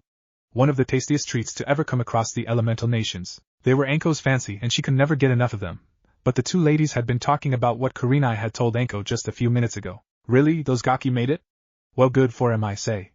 Now they'll get a taste of the true hell of the world. Won't be all ponies and rainbows now, Anko said with a grin. When is it ever like that, Anko? Kurenai asked, and Anko snorted. You know what I mean, Nai-chan. All those wet behind theirs genin are just waiting to get a taste of what the real world has to offer. Betcha I'll be picking out the cream of the crop in the Chunin exams. If no one has a partner by then they are fucked, Anko said with a grin. Kurenai looked down at her seal. The way to get partnered was to share something. It had to be something meaningful. It had to be a kiss. It couldn't happen any other way. Apparently during the kiss, chakra flows through the kiss from the two individuals and mixed. It then replaces what the person lost and they gain an ability that the other has without losing it. If Kurenai, herself, and Anko paired, then it would be Kurenai getting Anko's flexibility while Anko got Kurenai's knowledge of genjutsu. Naturally Anko wouldn't lose her flexibility, and Kurenai wouldn't lose her knowledge of genjutsu. It was just about what the other person could add to their skills. So, what about Kakashi's team? How'd they do? Anko asked while Kurenai just shrugged. Well, apparently they were able to show the best teamwork of the genin. Kakashi said that they actually gave him a run for his money, though I think he was exaggerating if only a little bit. Kurenai said, and she saw Anko's grin get just a little bit bigger. So the Gaki did it, huh? Well, I guess not all of them are punk amateurs, Anko said, getting Kurenai to raise an eyebrow. Gaki? Kurenai asked, and Anko chuckled before giving a firm nod. Yeah, the blonde Gaki with whiskers. Naruto Uzumaki. I went to his house the other day, Anko said like it wasn't a big deal. Which it really wasn't, but for Kurenai it kind of was. She leaned against the table, and raised her eyebrow again, while a small grin came across her face. And what were you doing at his house, Anko? Kurenai asked, making Anko shrug. Nothing really. We just talked. Nothing major. He's a cool kid. Lives by himself in a house fit for a couple. It was so clean. He was also hospitable. All I need to do is work on that attitude and he'll be right as rain, Anko said, getting Kurenai to drop her head. Really? Where does he live? Come to think of it, I've never seen him around going to his house, Kurenai mentioned, and Anko snickered. Oh Nai-chan, you just don't know. The kid's got to be the ballsiest kid I've ever met. He lives in the forest of death. My training ground. I couldn't believe it, but that's it, Anko said while Kurenai widened her eyes. What? But he's just a genin. Does Hokage-sama know about this? Kurenai asked, and Anko nodded. Apparently Naruto and Hokage-sama talked it over and the old man relented, so I went over there. He's cool, Anko said while Kurenai sighed. She'd definitely have to have a talk with the Sandaime about children and their living arrangements. A child living in the forest of death. It was downright insane. Oh, there is the Gaki now. Oi Gaki! Anko shouted, much to the embarrassment of Kurenai at people staring, from the store while Naruto walked through the streets. Anko's smile immediately faded while she had Kurenai saw the scowls on people's faces at the blonde genin. They just sneered, but didn't say anything. Naruto just turned his head from his book and snorted. This again? Well, whatever, Naruto thought as he just gave a slight wave. He was ready to walk away before Anko grabbed him and pulled him inside. This is Nai-chan. My best friend, Anko said while Kurenai waved. Naruto bowed to her while Anko sat him down. Naruto sighed while Kurenai apologized. Her eyes then trailed to the book Naruto was reading and her eyebrow twitched while she got a pink tint blush across her face. Congratulations on your success, Gaki. How about a celebration on me? Anko asked, and Naruto just closed his eyes. It was nothing. Thank you for your word, Anko-san, but I seem to be an inconvenience. Also, I have business to do, Naruto said, standing up before Anko placed him back down. I don't mind those assholes. They're too old to care anyway.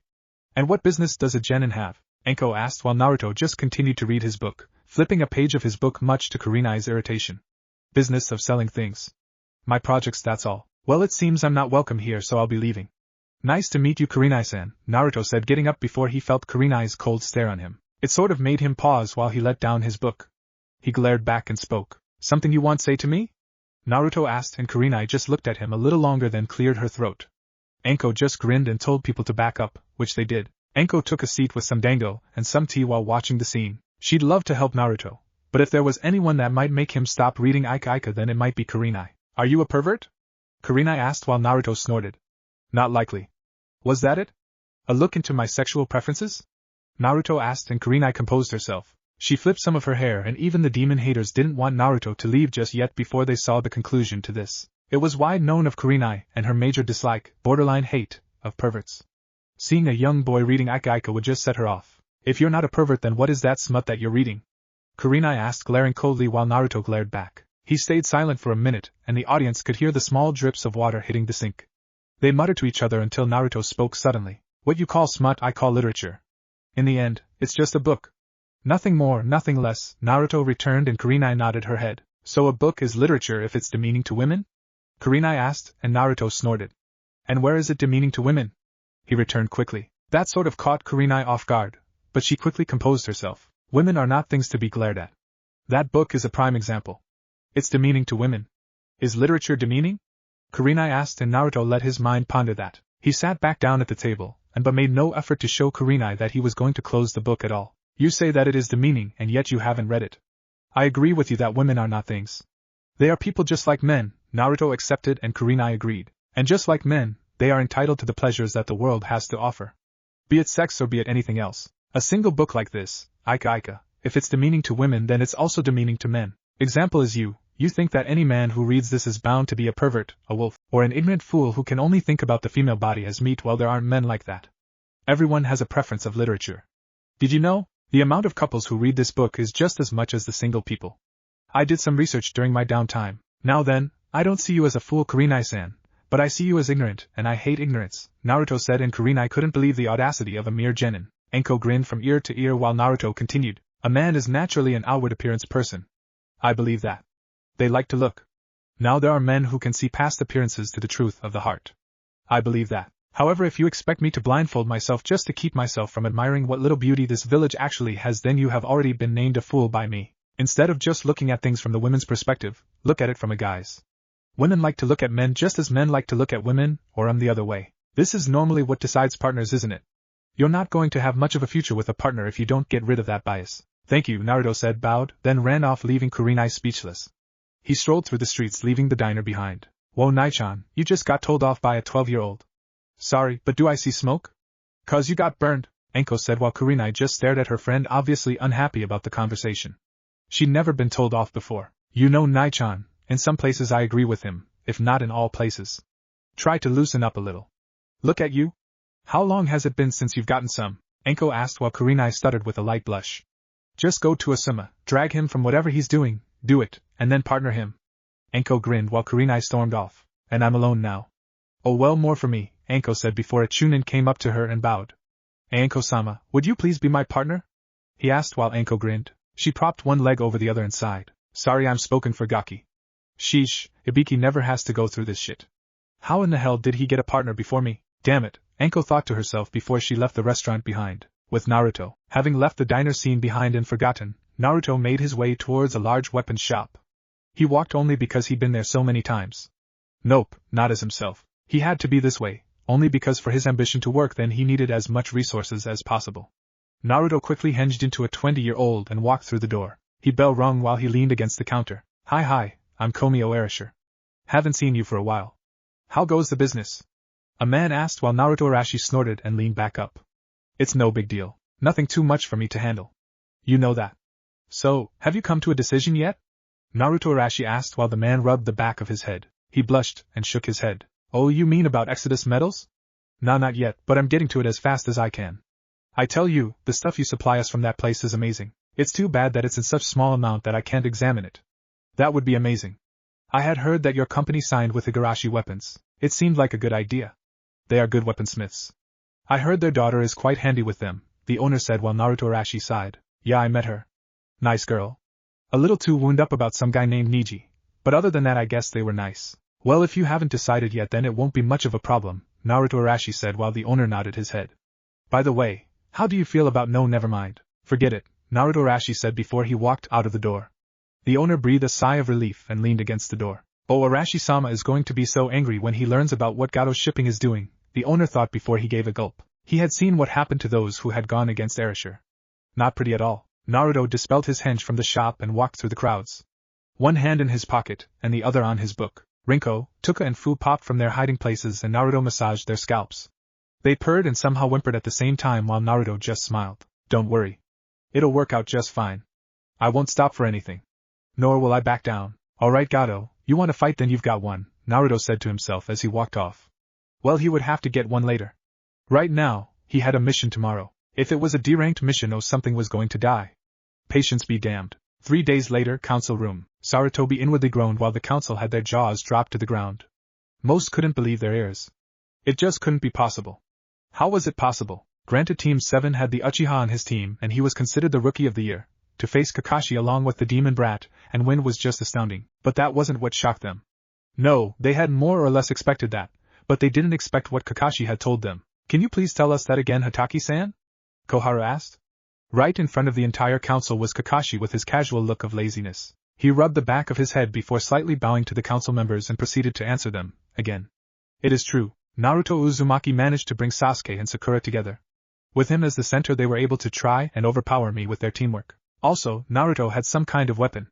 It wasn't like anything I had ever seen before, Kakashi answered, still remembering the deadly Fuma Shuriken that Naruto had. It could be said that not much could surprise the copy ninja, but something like that with so much elemental diversity had just shaken his core. In all honesty, if Kakashi hadn't used his Sharingan to predict the spinning point of the unusual Fuma Shuriken's blades, then he most certainly would have been in the hospital. It could also be said that Kakashi, as well as all other Jounin and Umbu, was up to date with all forms of weaponry that Konoha had to offer, but he had never, and he meant never, seen something like that before. Least of all from the dead last of the academy. The clan heads remained silent. Hayashi just glared harshly at the floor while the others were more contemplating. They were trying to wrap their heads around the very idea of a genin like Naruto actually posing a threat to Dash. No, scratch that, actually posing a challenge to Kakashi Hatake, one of Konoha's best Jounin shinobi. Danzo didn't let it show, but inwardly he had a small grin across his face. Damn it, Hokage-sama, see what you have done. We have to kill it now. It was a match for Kakashi. It's obvious that he'll wage war on us all. We'll die and it will be your fault for going easy on the brat. Someone shouted at the top of their voice. The civilian council nodded fervently as shouts of killing Naruto came across the room. Tsum, Kakashi, and Sarutobi winced at the outcries before Sarutobi finally had enough. Silence! He shouted, blasting a ki in every direction, getting the clan heads to shift uncomfortably. The civilians finally decided to shut their mouths as some cowered before the power of the Sandaime. Seeing that he was able to continue, Sarutobi lowered the pressure and turned back to Kakashi. Kakashi, can you give us a description of this weapon? Sarutobi asked. Kakashi nodded and began to describe. Yes, Hokage-sama. It was obviously a Fuma Shuriken, but the outlength of the four blades were spiral-shaped. They were of very shiny black metal that could glimmer in the sunlight like a precious gem. The spiral-shaped blades allowed for the centrifugal force of the shuriken to continue spinning more than an ordinary ever could, thus making it more deadly. Across the blades were seals, each aligned to a specific element of fire, water, lightning and wind. Kakashi's voice then started to shake, which caught the attention of everyone in the room. Then when Naruto threw it, he shouted ki, and fire, water, lightning and wind poured from the shuriken. They somehow melded together, and the shuriken increased in dangerousness. If I didn't snap out of my stupor and substitute with a log, then that would have landed me in intensive care in the hospital. It's a B-ranked weapon just off of design and not from the added seals. Kakashi paused before he summed it all up. The strange thing, however, was that the metal. It looked exactly like the metal that was showcased by Exodus Metals in the promotion just a month ago, Kakashi said before Mabuki Haruno slammed the table in front of her and stood to her feet. That's absurd. Exodus Metals is a multi-million yen franchise that promotes weaponry to Konoha. Why would they ever do business with that boy? She insinuated while Kakashi shrugged his shoulders. Danzo narrowed his visible eye at this information. Even he hadn't know about such a thing. I don't know, but I hadn't investigated it. I just thought it was worthy telling you, Hokage-sama. Kakashi answered, and Hiruzen nodded that it was indeed the right choice. Lately a few things had been revolving around Naruto that questioned the boy's actions, but Sarutobi had never found anything. Naruto was always in his house or walking the streets. It made Hiruzen wonder just when the blonde trained, but being in the forest of death, then it could be said that Naruto was obviously doing something. But what then? Even Sarutobi wasn't sure. What do you think? Sarutobi asked the Shinobi Council. Danzo looked at them all, and all he could see was one thing: skepticism. They were all still trying to wrap their minds around that. For such a creative way of intricate sealing to be used. Fuinjutsu wasn't even that popular of a shinobi art. In fact, it was a dead art. One that people never cared for. But it just sealing had that much power, then what were its applications? Hokage-sama, I'm inclined to agree with the civilians. Why would Exodus Metals, who we have a very long contract with, deal with Naruto? It all seems fishy. Maybe we had just better stay on our toes and ask him. It couldn't hurt just to be sure, Shikaka said, and Sarutobi agreed. However, right now it was late and people were tired. It would have to be tomorrow that Sarutobi called for Naruto. Yes, you are right. Very well then. Meeting adjourned until tomorrow, Sarutobi said, and people packed up to leave. Sarutobi beckoned for Kakashi to stay behind, and the Jounin did just that. Kakashi, when you take your first mission with them, then I want you to keep a very close eye on Naruto-kun. He's not the same as he once was. He's much more careful, much more literate, and much more unpredictable. That is all, Sarutobi said, getting a bow from Kakashi before he vanished in a puff of smoke, leaving the aged Hokage alone. Sigh, why does everything have to be so troubling when it revolves around Naruto? Sarutobi wondered to himself before he walked off. With Naruto, Naruto flipped through the channels of his TV before he groaned to himself and turned it off. Nothing good ever come on TV. At least not for him. The blonde threw the remote to the couch before he leaned back in its arms and looked up at the ceiling. He had spent the rest of the day training himself in Fuinjutsu. He felt that he could take to it much more than mostly not. The academy never taught more than the sealing of objects into scrolls. That is what, they thought, comprised of Fuinjutsu, but they were dead wrong. To think that Naruto could seal elements into a weapon, that made it much more deadly, but he also had other things in his mind. On his table was a report that a messenger ninja had delivered to him. It was from one of his contacts concerning Wave. The threat of Gato shipping taking over the peaceful country that Exodus Metals tried to make happen. It was nearly successful until someone told Naruto that Gato had disposed of Exodus Metals employees, workers, and supporters. If there was one thing that got under Naruto's skin other than people being foolish and ignorant, then it was him having wasted resources without his knowledge. Now is not the time for reading, but it's the time to think. How can I get over there? It wasn't as easy as it was when I was 7, Naruto thought to himself. He then felt his stomach get a little heavier, and he noticed Fu, Tuka and Rinko barking lovingly at him. Naruto narrowed his eyes before he raised his hands and tickled their ears much to their delight. Rinko, you need more practice with your fire. Tuka, you need more practice with water. Fu, never forget that you're our stability. You all did a magnificent job helping me. Nice work. And that's why I have a reward for you 3, Naruto said as the kids waited eagerly for their present. Naruto leaned up from his couch and slammed the ground. Kuchios no jutsu, the blonde shouted as smoke appeared. As it settled, the 3 kids looked in awe of a large play set for pets. They yipped their appreciation before they quickly enjoyed their time with their newest toy contraption. Naruto, pleased with their reactions to his latest project, just gave a small smile and got up to get something to drink. As he walked into his kitchen, Naruto glared at a chakra signature on the top of his house. He sighed deeply before shaking his head. He opened the refrigerator and pulled out a small carton of milk. He poured himself a glass before addressing. Come out before I make you come out. You really wouldn't like that. I don't think Danzo would like that either, Naruto said, and he didn't have to turn around to know that Urutambu was right behind him. Naruto had a few run-ins with them before, especially after the day that he discarded high foolishness. Sorry for the intrusion, Uzumaki-san, but Danzo-sama has ordered me to give you this scroll. It contains things that will most likely have you on your toes for a little while. That is all. Sorry for bothering you, the Umbu said before it passed the scroll next to Naruto on the counter and vanished out of sight. Naruto glared at the scroll and narrowed his eyes. He reached for it and unfurled it. His blue eyes scrolled the notes from top to bottom, and Naruto just burned the scroll with a match. So, Hataki thinks I'm worth investigating along with Hokage-sama. Very well. I will indulge them a little. I happened a little later than I figured that it would. Well, whatever. Time for the next project. Fu took a Rinko, time to get to work, Naruto called, and the 3 foxes stopped playing and quickly made their way towards the basement. Naruto opened the door and the 4 walked through it. Jounin room. Kurenai wasn't pleased as she had one leg over the other. Her red eyes glared heatedly at the wall. She was still going over Naruto's words in her head. Had she been a little prejudiced in her thinking? The Genjutsu mistress couldn't deny that what the young genin had told her had made sense, but something of a high shinobi official like her getting told off by a younger rank was almost unbearable. It also didn't help that that little incident had made its way around Konoha, as some people were looking at Kurenai like she had been in the wrong all her life. Now Kurenai was more than willing to admit her mistakes. Life was an experience, and nothing was ever clearly crystal, but even so it unsettled her. Oh Kurenai, what are you doing here? Kurenai shook her head from her thoughts to finally pay attention to see Kakashi, Anko, and Asuma coming up to her. They each took their seats around the lounge. Nothing, Asuma. I'm just thinking, that's all, Kurenai said, getting a glare from Kakashi, a frown from Asuma, and a stern look from Anko. Really, Kurenai, are you still bothered by what the brat told you? It's not that you're wrong, but he just pushed you in the right direction, Asuma said, trying to lighten Kurenai's mood. Anko agreed and Kakashi gave an eye smile. Kurenai just mumbled something incoherent before walking off. Asuma and Kakashi sighed while Anko abruptly sat down on the soft furniture. I didn't think she'd be so bothered. The Gaki's good if he could leave her speechless. I'm telling you that it was just awesome. I have never had that much respect of someone younger than me in my life, Anko said while Asuma snorted. Please, the brat needs to learn to respect his superiors. The village hates him enough. He doesn't need more of the shinobi populace hating him also. He's walking a thin line, Asuma reasoned as he took a puff of his smoke. It could stand to be said that the Sarutobi clan were avid smokers or something of that nature. Yes, but you have to admit that the Gaki's got some skill if he even surprised Kakashi the way the guy spoke.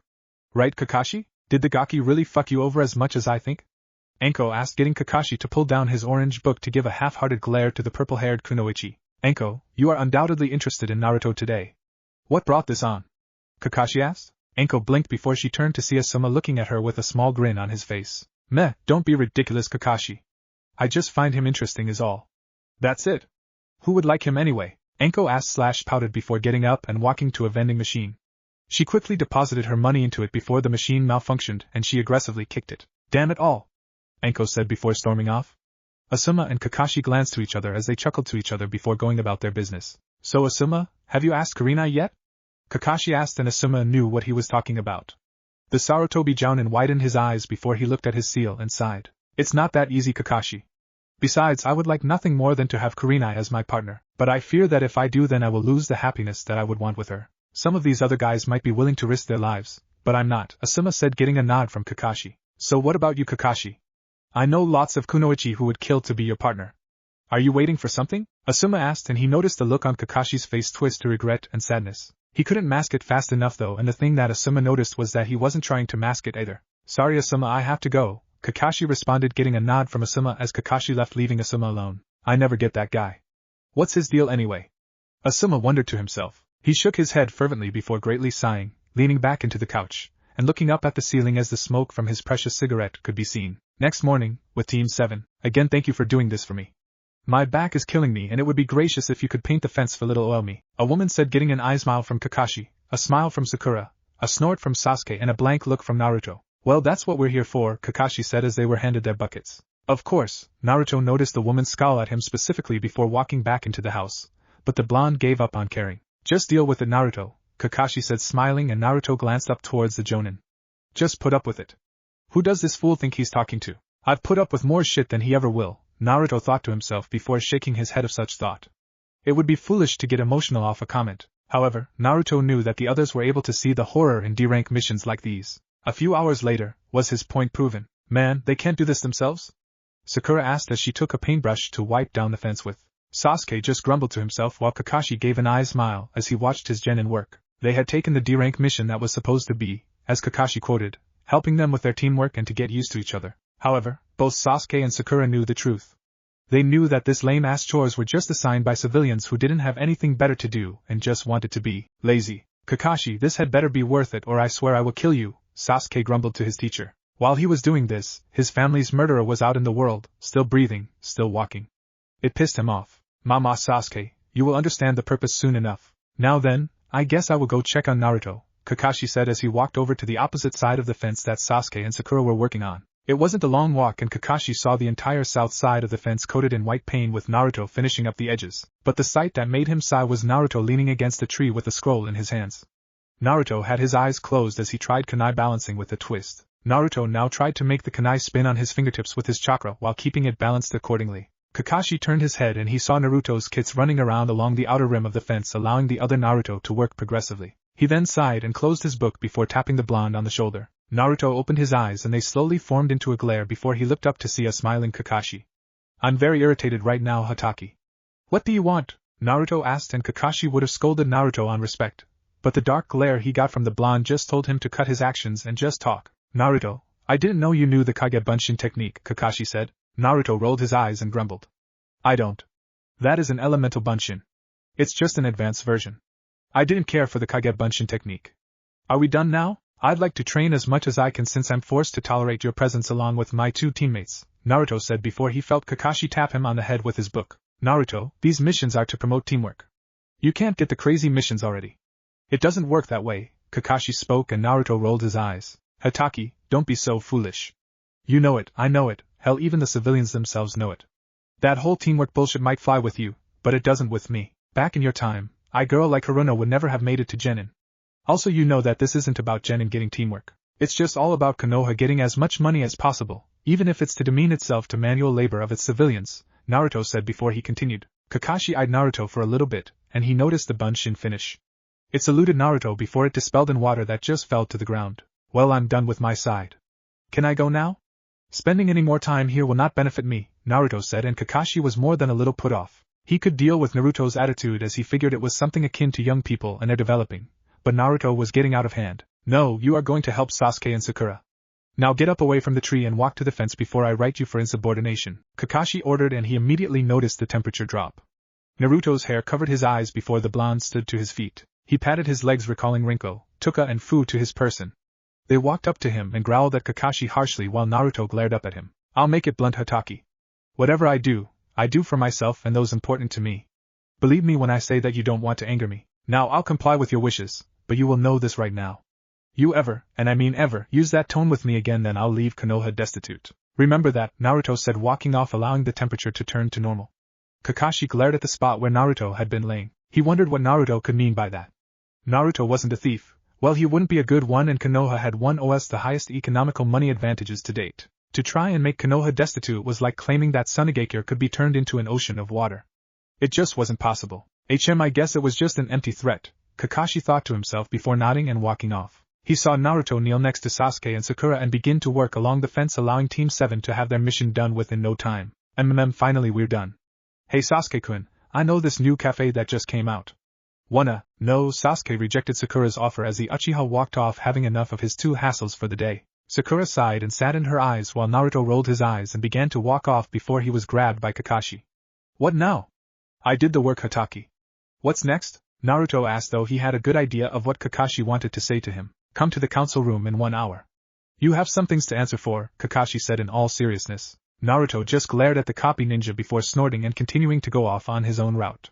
Kakashi visibly sighed as he wondered how this meeting would go. Sensei, did the Baka get in trouble for something? Sakura asked, getting Kakashi to look at her. He then smiled at her and shook his head. No, Sakura, he's not. They just need to ease their troubled minds is all. Nothing for you to worry about. Go home, Kakashi said, and Sakura nodded with a happy smile before walking off to try and catch up to Sasuke. Kakashi just shook his head and looked at the clouds. Something told him that it was going to be that easy. Good or not, he wasn't sure he was going to like this. 1 hour later, council room. The council all assembled and the Umbu maintained their posts towards the front, sides, and overhead for anything to happen.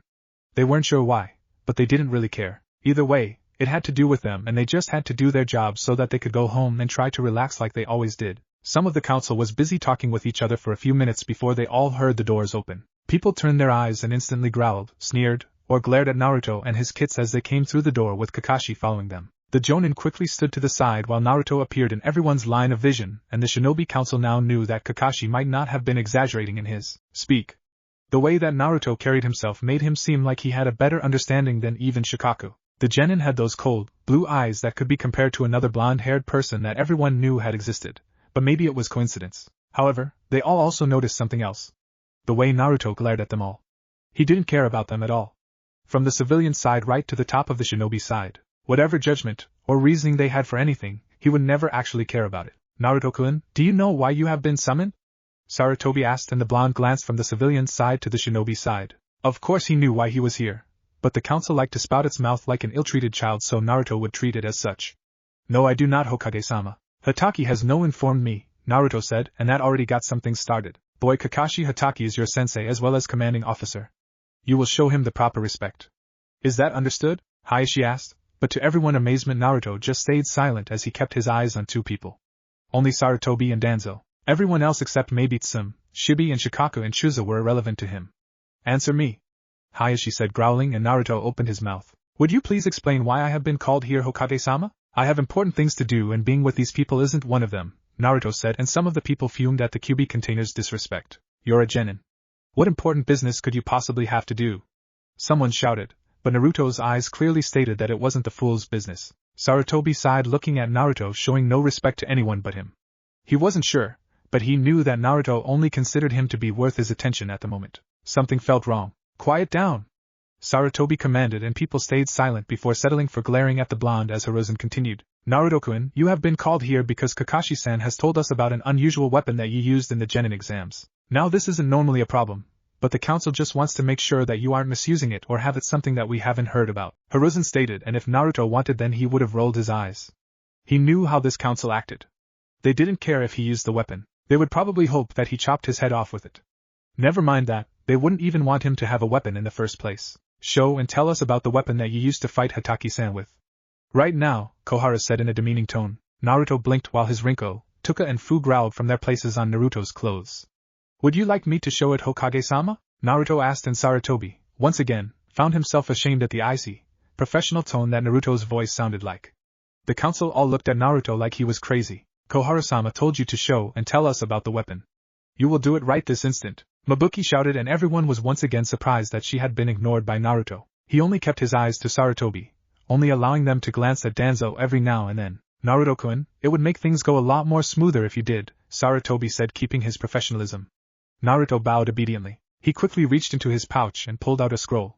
He showed it to everyone before unfurling it. Everyone could see the complex seal arrays across it, but somehow the shinobi knew that it was meant for storage.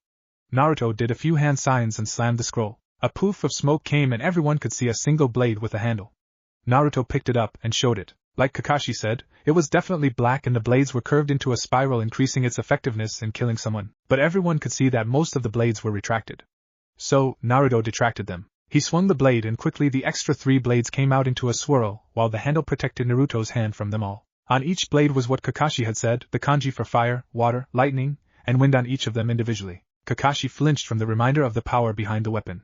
The same weapon that seemed to be only a B-ranked weapon on its own. Its mysterious aura really made him shiver. The Shinobi Council narrowed their eyes, but they couldn't deny the craftsmanship of the weapon nor the beauty of the object. The way it shimmered in the lights in front of everyone. Its black texture making it all the more ominous. The civilians gasped, and Danzo just raised an eyebrow. Uzumaki-san, where did you buy that? Danzo asked as he was rather intrigued. If Root had that, then it would be more than amazing for Konoha. They could easily conquer the other nations if they had a few more of these. The Shinobi Council nodded to Danzo's question as they wondered the same thing. I will not lie to you, Danzo-san, I didn't buy this, nor did I find this or steal it. I made it. It's my creation, Naruto said, and if people were shocked about the weapon, then the revelation sent them over the edge. That's bull. How could you, a dead last shinobi, create a weapon like that? Hokage-sama, this is preposterous. You should confiscate that weapon and jail Uzumaki this instant, someone shouted. Danzo already knew Naruto was telling the truth. The blonde might be most things, but a liar he wasn't, unless the situation called for it. Do you honestly expect us to believe that, boy? Hayashi asked, and for once, Naruto turned to him and glared evenly at the man before holding the weapon up. I don't really care what you believe. All that matters is that Hokage-sama believes it. Your opinions mean very little to me. Besides, if I did steal it, then a weapons shop would be on edge about it. They would have come to you about it, Hokage-sama. Not like any of those fools could come up with something like this, Naruto said, and a councilwoman smirked to herself and stood to her feet. Actually, Hokage-sama, one of my good friends from a weapons shop did say that something had been missing as of late. I think he meant that weapon. That brat is a thief. Arrest him. She shouted, and the council called for the same. Naruto and Sarutobi glared at each other while the Shinobi Council wondered what their little private discussion was about. So, Sarutobi called for the person the woman had mentioned, and a middle-aged man came through the door. Instantly gazing at Naruto's weapon, he widened his eyes. Ah, my weapon! Is this where his was? What have you done, you brat? Give it to me!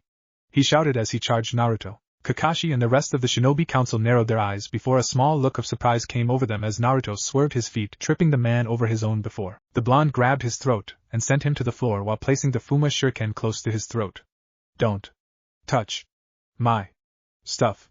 Understood, foolish civilian? Naruto asked, and the man sweated while the council widened their eyes. Naruto, that is enough. Let him go, Sarutobi said, and quickly Naruto released the man's throat, getting a cough from him as he straightened up. Who are you? Danzo asked, and the man bowed. I am Taro Shin's Danzo-sama. An umbu called me saying that they had found my missing weapon. That's it right there. The little thief must have stole it in the night, while I was gone. I want it back, and I want him to pay for stealing it. The man named Taro shouted at Naruto, who still held the blade. The council was ready to call for Naruto's death before the blonde raised his hand. What is it, Naruto-kun? Sarutobi asked as the council glared at him. Hokage-sama, before this fool tries to run my name and integrity through the dirt anymore, may I hand the weapon to him? Naruto asked, and Mabuki jumped up. So you admit that you stole it, brat? Mabuki shouted, and Naruto turned to her. Silence, you fool. I'm just about to foil a foolish attempt. Here, Taro-san, your weapon. However, I would like to know, can you retract the blades? Naruto asked, and Taro sweated. The council glanced to him as Naruto held out the weapon in front of him to take. Taro snorted and took the weapon. Immediately as he took it, everyone noticed that he struggled to just lift it up, showing that it was quite heavy in its own right. Taro gulped and turned to the councilwoman to his far left. She nodded earnestly, and Taro tried his hardest to retract the blades. The Shinobi Council narrowed their eyes, and so did Sarutobi and Danzo. After a few minutes, Taro grinned and successfully retracted the blades just like Naruto had done. Told you it was mine, the weapon shop owner said, getting a nod from Naruto. The civilians grinned successfully before they heard Naruto speak. I can't deny that you did, Taro-san. Now then, I'd like a question from you. As I'm sure you know, that metal is quite rare. It is yours after all. Now please answer me this. That metal has to be burned at what degree? 220, 400, or 350? Naruto asked, and Taro gulped again. He stupid brat. Obviously it had to be burned at 400 degrees Fahrenheit, or it would melt, Taro said, and Naruto just glared and closed his eyes. You are a disgrace to the weapon-making business. The answer was none of those. The real answer is that it has to be burned at 299.9 degrees exactly, or two things will occur. If too low, then it won't soften. If too much, then it will lose its edge properties. Get out of my sight, worm, Naruto said, taking his weapon back. Taro widened his eyes while Sarutobi glared. Umbu, arrest Taro-san immediately, he ordered, and the umbu dragged a yelling Taro off somewhere. Naruto pocketed the weapon, and the councilwoman growled as her plan failed. Then, Naruto-kun, we have acknowledged that it is yours truthfully. Now then, can you please tell us, what is the name of that metal? Sarutobi asked, and Naruto folded his arms. Even if I told you, you wouldn't be able to mine it, Hokage-sama. But you are in charge. The metal is known as Yuzuin. It's called this, I believe, because I found it near a whirlpool.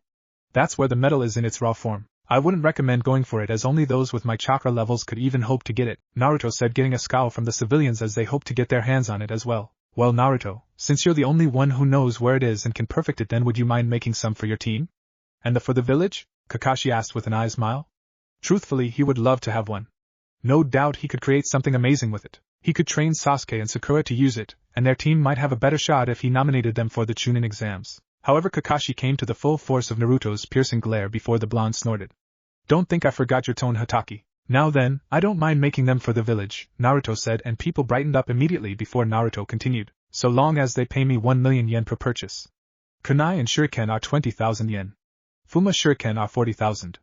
Swords are 150,000. Custom are 50,000. Depending on what they want, the price will increase or decrease. A complete set of more than 6 for each results in 1 million yen. Thank you, Naruto said with a bow, and the civilians dropped their jaws. That's outrageous. That's as much as an S-rank mission. You're crazy if you think that Konoha is gonna, a male merchant yelled before he was silenced by Naruto. Fine, go and try to find the location. Even if you do, then you won't have the permission to go. Also, if you're not a shinobi, then you're dead. Am I excused, Hokage-sama? Naruto asked, and Sarutobi nodded. Naruto, I would like to speak a little later about those prices, Sarutobi said, and Naruto nodded before he spun on his heel and made his way for the door before he felt his shoulder grabbed again. Naruto, we're a team. You made such good weapons. Don't you think it would be wise to share it with your friends and your sensei? I could teach Sasuke and Sakura to use them, and the weapons are really strong. How about it? Kakashi asked. Friends, Hatake-san? Don't be ignorant. I do nothing for free. However, I'm not adverse to helping others, even though anyone could give a damn about me, but that way of thinking is foolish. So unless you, Haruno, and Uchiha can pull your little money together, then I would kindly ask that you leave me to my work, Naruto said before he, much to everyone's surprise, left the room via Shunshin. Kakashi sighed and civilians roared against Sarutobi about the things that just happened in front of them. Sarutobi could only sigh as he rubbed his temples. This just wasn't his day. With Naruto. Naruto arrived at his house and gave a very heavy sigh. He was tired and he really didn't feel like working at the moment. Right now, he could just feel the comfort of his couch. Maybe a good book in his hands and then something to eat for himself, Rinko, Tuka and Fu, then they would work or scavenge for more metal. Naruto fished for his keys and opened the door. He walked through and the sight made him raise an eyebrow. He saw Anko sleeping soundly on his couch. In her hands was one of his books, Mysterious Light, a drama romance. Ugh, what are you doing here? How did you even get at my house? Naruto wondered while Rinko, Tuka and Fu whipped their noses at Anko. They took in her scent and glanced to each other curiously. Naruto pulled up a chair and took out a book, but not before taking a comforter and pulling it over the Tokubetsu Jonin. As he had done that, Naruto took the time to examine Anko. Her slender legs, and her tight waist that worked with the trench coat she wore, which just barely concealed her assets. Her lovely, pale face and the light snoring of her breath that trickled on his cheek. Naruto snorted and had pulled up the covers before he stayed for a little while. 6 hours later, Anko yawned and looked up to see Naruto's ceiling. Oh shit, Anko said, getting up, and she noticed the comforter on her body. She glanced at it for a little bit. She had been caught sleeping by the man of the house, and he just let her rest there. Gaki, Anko mumbled to herself. Oh, you're awake. So glad that my couch was comfortable for you. Anko turned her head fast, and she noticed a slightly beaten-up Naruto with a large scroll on his back. His kits were panting heavily before they laid down on the carpet in front of them. Their fur was wet, and they shivered. However, that was before Naruto placed a towel over them and began to dry them off, letting their fur fan out like normal. I'm sorry for using your... Anko was interrupted by a question from Naruto. Why are you here? Naruto asked bluntly as he continued to dry his kits off. Anko blinked and straightened up her body. Well, I missed you, Foxy-kun. It's been a few days since I've been to your house, which is still neat as always. Didn't I say that we needed to do more stuff? Anko asked while Naruto narrowed his eyes. He just sighed and shook his head. Mitarashi-san, it's not really right for you to be here. Don't you have your reputation to think about? You wouldn't want to be associated with the demon brat, Naruto said, and Anko narrowed her eyes. First, Gaki, the name is Anko. Not Mitarashi-san. I hate that stuffy shit. Second, I could give a damn about what people thought of me now. They can't do shit anyway. I wanted to come, because I wanted to come. Nothing more or less, Anko said, and Naruto just shrugged it off. Do what you want, he replied. Seeing that the three were clean, Naruto took another towel and wiped the obvious dirt from his face off of his body. Alright, I will then, Anko said, grinning, getting a small glare from Naruto. The blonde heavily sighed and shook his head before he disappeared into the basement with the large scroll. It had only been a few minutes, but he then returned only to be grabbed into a headlock by Anko. So since I can do whatever I want, then I want you to buy me a drink, Anko said, and Naruto snorted. Why should I? He asked, and his response was a glare from Anko. Because I can pull rank and force you to. Isn't that right, Foxy-kun? Anko asked. Naruto's response was to grab Anko's arm and unheadlock himself. 1. You couldn't force me to do anything. 2nd, I don't give a damn for rank. Using such a thing instead of using reason is foolish, Naruto returned. Anko glared at him before she sighed and begged. Oh come on. It won't be long. Nai-chan is gone, Kakashi wouldn't take me for shit and anyone else is a limb faggot. It's not like I'm telling you to fucking date me, Anko shouted and Naruto paused. He looked at the ground before he noticed Rinko and took a looking at him. They butted their heads against his legs telling him to go. Stop your shouting. Alright fine. I'll go. Got nothing to do here anyway. Just let me change, Naruto said and Anko nodded happily. Naruto disappeared upstairs and in a few moments came down wearing a blue shirt and black shorts. He led Anko out of the door, and to his surprise Anko shot off through the forest with Naruto not far behind her. They raced across the trees and Anko was surprised that Naruto could actually keep up with her. It was another thing that she had found to be amazing about the person behind her. Naruto didn't even look winded. Not bad. Let's see a little more, Anko thought before she grinned and vanished in a flash of speed leaving Naruto behind. The blonde narrowed his eyes before a small grin appeared on his face. Interesting. Anko hopped through the trees in a blazing speed before she made it to the gates. The Tokubetsu Jonin huffed and leaned against the metal. Sucker, she said before she felt a tap on her shoulder. Too slow, Naruto said next to her, and Anko widened her eyes considerably. Not bad for a brat, Anko said and Naruto just took it sparingly. They stopped the run and just casually walked towards the village. Somewhere else. Man, I tell you Kurenai-sensei was brutal during training today. I wonder what happened to her, Kiba said while Shino and Hinata stayed silent.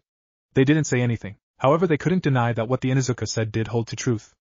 Kurenai had been sort of hard in the training, mostly on Kiba for some reason, and she always seemed to be muttering to herself. They were lucky that she got called away on a mission and wouldn't be back for a good little while. So, what do you guys want to do? Kiba asked. I have to go home soon. Ooto-sama said that I should, Hinata said shyly getting a nod from Kiba and Shino. Oh really? Well that sucks, Kiba replied. Isn't that Naruto-san? Shino asked. At the mention of Naruto's name, Kiba and Hinata quickly turned their heads as they did notice Naruto in the streets. They could see some people muttering to themselves while Kiba and Hinata, much to their confusion, could see a woman walking next to him. She was obviously taller than him, but she was still talking like they had become the best of friends. What the hell? Who's the babe and why is she talking to that loser? I'm better than him. Kiba shouted while Hinata just looked on sadly. However inwardly, she was growling and clenching her clothes. Shino didn't seem to have an opinion whatsoever. Hey guys, what are you looking at? Shino turned his head as he noticed Shikamaru, Chuji and Ino walking up to them. Hinata pointed a shaking finger in front of her as Team 10 looked. Shikamaru raised an eyebrow while Ino gaped. Chuji just ate his chips as Ino shook her head. Is that woman blind? She's with the class loser. Ino shouted getting Kiba to nod. Maybe Naruto is trying to get a partner. Besides Sakura-san, he's the only one to not be from a major clan, Chuji said and everyone seemed to accept that before Kiba snorted. Please, I'm more of an alpha than that asshole is. What would she see in such a loser? Kiba asked, and no one could say anything. Troublesome is what is it? Well except for that, courtesy of Shikamaru and Nara. Ino suddenly grinned and rubbed her hands together. Let's follow them. She opted and everyone else except Shino, Shikamaru and Chuji agreed. With Naruto and Anko. Anko grinned happily as her blonde companion had followed into step with her.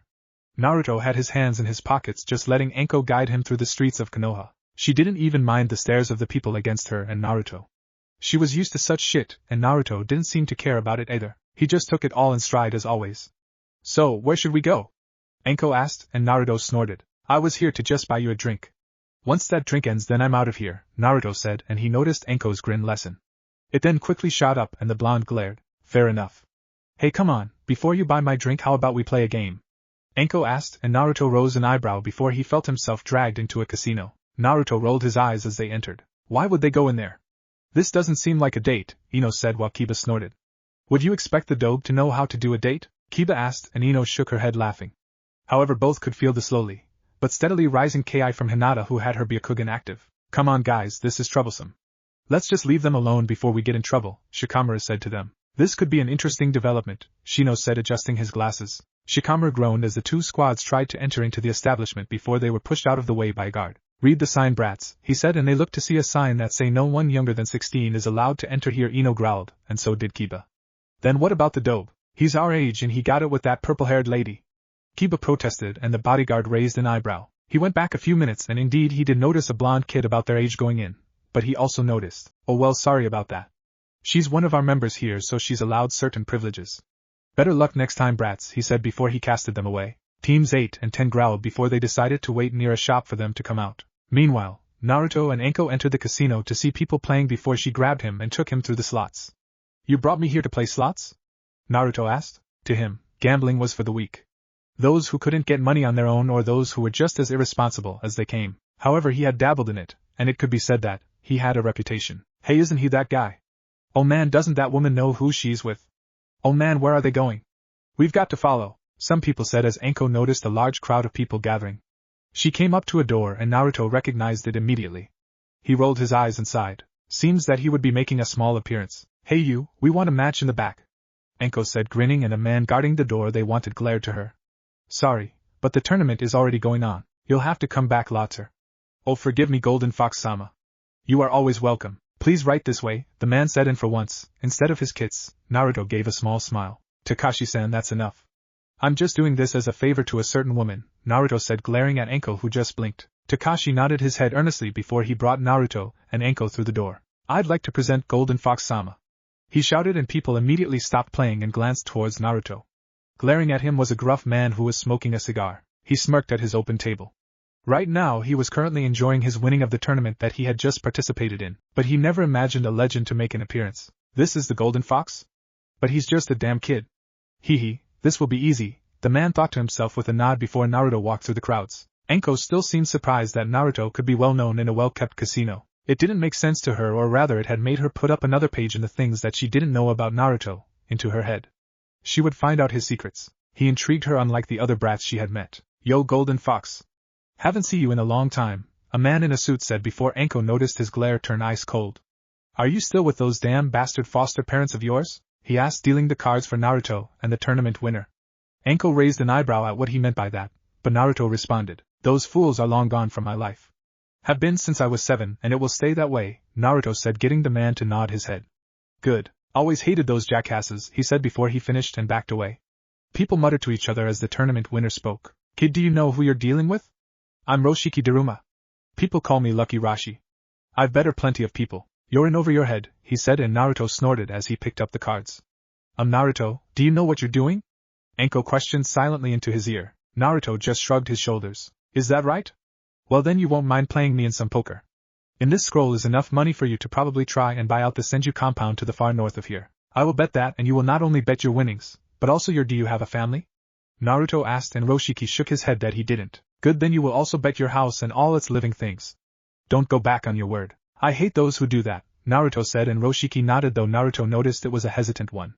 Your foolishness will be your demise, Naruto thought to himself. Anko gulped as she watched Naruto play. Naruto pulled a card and Roshiki called. Naruto snorted, then took another. After him Roshiki took a card. They both continued to do this and trade cards with the other. The people gulped as not a sound was heard. The Lucky Rashi versus the Golden Fox. Anko couldn't stand it anymore, and quickly pulled someone to the side. Hey, why are you all swooning over the Gaki like he's Kami on Earth? Anko asked, and the person looked at her incredulously. What, have you been living in a cave or something? Don't you know who he is? The person asked, and Anko shook her head as the person, now female looking, looked forward and grinned. He's Golden Fox-sama. The red light district's strongest gambler, she said, and Anko widened her eyes. All in, Naruto said, and Rashi gulped. He could win. He had it made. His cards had lined up perfectly. Nothing wouldn't work for him. This kid was bluffing. An all-in was suicidal. Check end. Rashi called, and they both landed their cards on the table. Outside. Man, what the fuck is taking them so damn long? I wish they would get out here already. Kiba shouted, getting the others to nod. However, they all heard a loud shout, and they turned to see Naruto and Anko running out of the casino with the blonde carrying a large bag as well as a land rights paper. They too shot off into the crowd before an unknown man came out angrily. He looked left and right for them both. Where are you, brat? He shouted at the top of his voice. What the hell just happened? Ino asked as Roshiki ran off to go and find Naruto and Anko, leaving the teams to wonder what they had just seen. Man, fuck it already, this is boring and a drag. I'm going home. My dad is already going to kill me as it is, Shikamaru said, walking off while Shino followed, with Naruto and Anko. Both huffed and looked around the corner. Sure enough, they weren't being followed, and Anko laughed. Man, that was fun. How did you do it? That was amazing. The odds were all in his favor, and you still beat him with a 2-pair. That was amazing. Anko said, and Naruto just shrugged his shoulders. It was nothing special.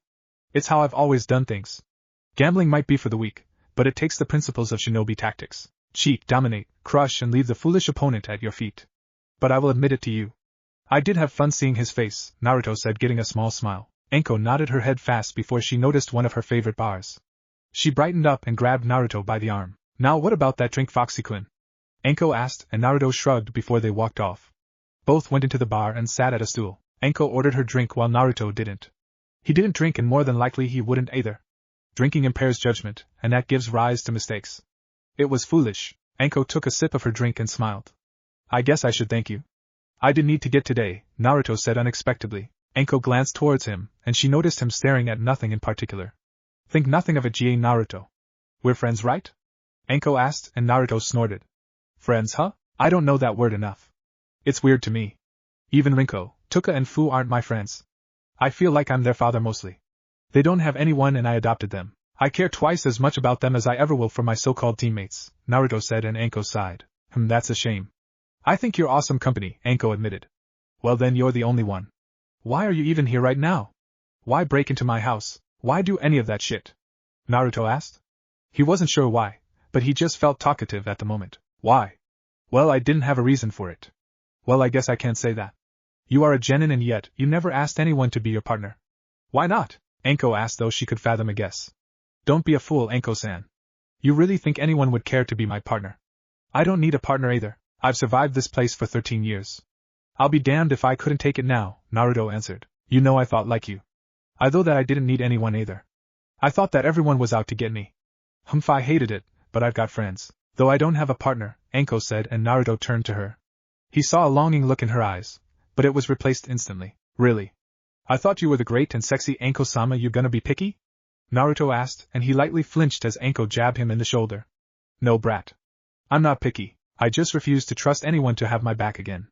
Besides, who truly wants to be the partner to the snake bitch? Anko said, keeping most of it silent and to her own. She quickly downed the drink before she asked for another shot. Outside, 2 hours later, he's in there, Roshiki-sama. Do you want us to go and fight him now? We'll tear him apart and leave his body for the buzzards, someone said while Roshiki held a large weapons. He pounded it into the ground and grinned. You're going to regret making a fool out of me, Golden Fox, he said with an insane grin. Back inside. And hats whhyyyyyy I wanna get stronger, hick. Alzo and was bosses, Anko said drunkenly while Naruto sighed. He shook his head before he paid the bartender to allow them to leave. Yeah, whatever you say, Anko-san. Let's get your drunk ass home, Naruto said to himself as he quickly grabbed Anko and picked her up. Naruto and Anko exited the bar as the blonde huffed to take her home. Oh wait, he had no idea where the fuck she lived. Man, you couldn't have passed out after I figured out where you lived? Naruto asked before he dragged Anko through the streets. Naruto-kun, give me a kiss, Anko said, and Naruto growled before managing to hide a blush from his face.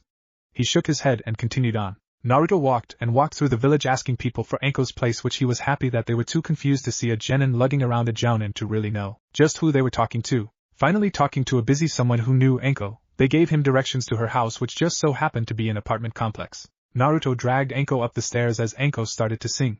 Nar Yuto, won't you shed your skin for Emi? I will charma sna can make a sweet escape. Won't you dance for me, oh Naruto? You rule over Konoha. I will charma sna can make a sweet escape. Oh Naruto, won't you shed your skin for Emi? Anko sang while Naruto brought Anko to her door. Fucking finally. Now then, foolish woman, time to get you in your room so I can leave. Naruto searched Anko's pockets before he widened his eyes. No keys. The blonde groaned and resisted the urge to shout at the top of his voice at whoever was mocking him at the moment. He couldn't very well bust the door down, as that would just get him more attention than he ever wanted at the moment. Naruto sat down and looked at Anko, who had leaned her drunken head on his shoulder. The blonde narrowed his eyes before he noticed Anko had stopped singing. Now she seemed to be mumbling. You were an outcast like me. I wouldn't mind if you were my partner zzzzzzz, Anko finished, and Naruto sighed. He shook his head before lifting Anko up and hitting the streets again. Naruto lugged her for a little while and left Konoha, entering the forest before he stopped. The fields were almost too clear. He was surrounded, the people had weapons and they were leaking a premature ki.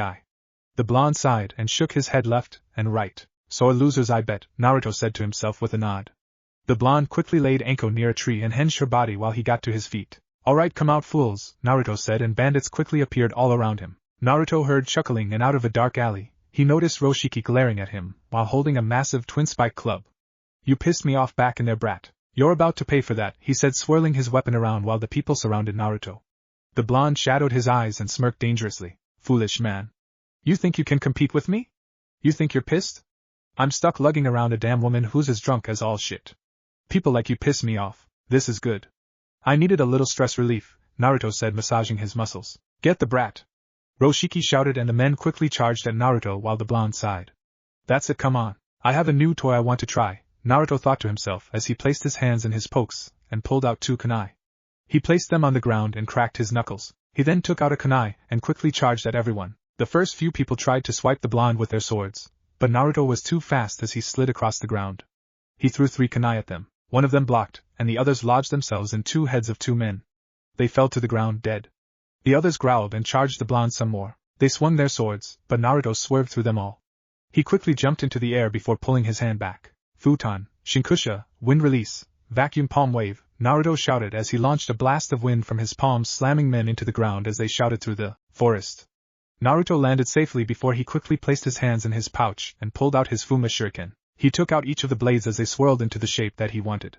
Naruto touched the top of the lightning kanji before he grinned. Vanish, along with your ignorance, Naruto said as the lightning from the seals sprayed out and the blonde quickly tossed it into the air. All the men gasped as the lightning connected to the 2 kunai on the ground, making a sword of tether line. What did you do? Roshiki shouted as Naruto picked up the kunai on the ground. Oh, nothing. Just use the right-hand element to polarize to the 2 kunai, allowing a temporary connection. Now, I can control the direction that my Fuma shuriken goes. Here, have a taste, Naruto yelled as he spun the kunai around. Everyone watched as the lightning attached to the kunai and Fuma shuriken followed his command as swung around as it converged on the men. Fuma shuriken, Yan Sensoha, the blonde called out as the rest of the elements splashed out and caught everyone into a heavy explosion. The dust cleared and Naruto looked up to see the disgusting remains of dead bandits. He snorted and shook his head, pocketing his kunai and Fuma shuriken. Know your place, Naruto said before he unhinged Anko and walked off to his house. No, he didn't leave her there. He took her. She might be a foolish woman, but she was entertaining at least. Naruto grumbled and opened the door to his house. It was late. Very, very late. The blonde struggled to bring Anko up the stairs before he kicked his door open. He grumbled to himself before he struggled to place Anko on his bed. She was just passed out without a care in the world. Naruto sat on the edge of the bed and glanced back to Anko. How much had he changed just from meeting her? He never cared about any other shit. He never cared who visited his house. He never would have went out with someone. You're an odd one, Naruto said to her, though Anko didn't hear him. Naruto placed her in his bed before he took off his clothes, dressed for bed and went to sleep as well. As he closed the light out, Anko opened a single eye. I'm odd. In what way? I'm eccentric, she smirked to herself and nodded before she went to sleep. Anko had seen the quick work Naruto had made of the bandits, and it surprised her. She was still very much drunk, but her shinobi senses were active, and she wanted to see the extent to Naruto's abilities. However, she couldn't even get that as the alcohol passed her out. Just like it did now. Next morning, Anko groaned as she opened her eyes to the rays of sun that penetrated her apartment. She grumbled and reached for her alarm clock. She reached and reached, but she didn't get it. What the hell, she had just placed it on her counter. Ugh, how much did she drink last night? She remembered almost nothing after the 10th shot of drinking. She was with Naruto, and she sang. She also told him to kiss her. She also said something else. What did she say? She didn't remember. I think I told him something. I wonder what it is. Anko leaned up and she noticed that she wasn't in her apartment. She widened her eyes before she looked onto the floor. She noticed her trench coat, her shin guards, her shirt black skirt, her shinobi pouch and her mesh armor on the floor.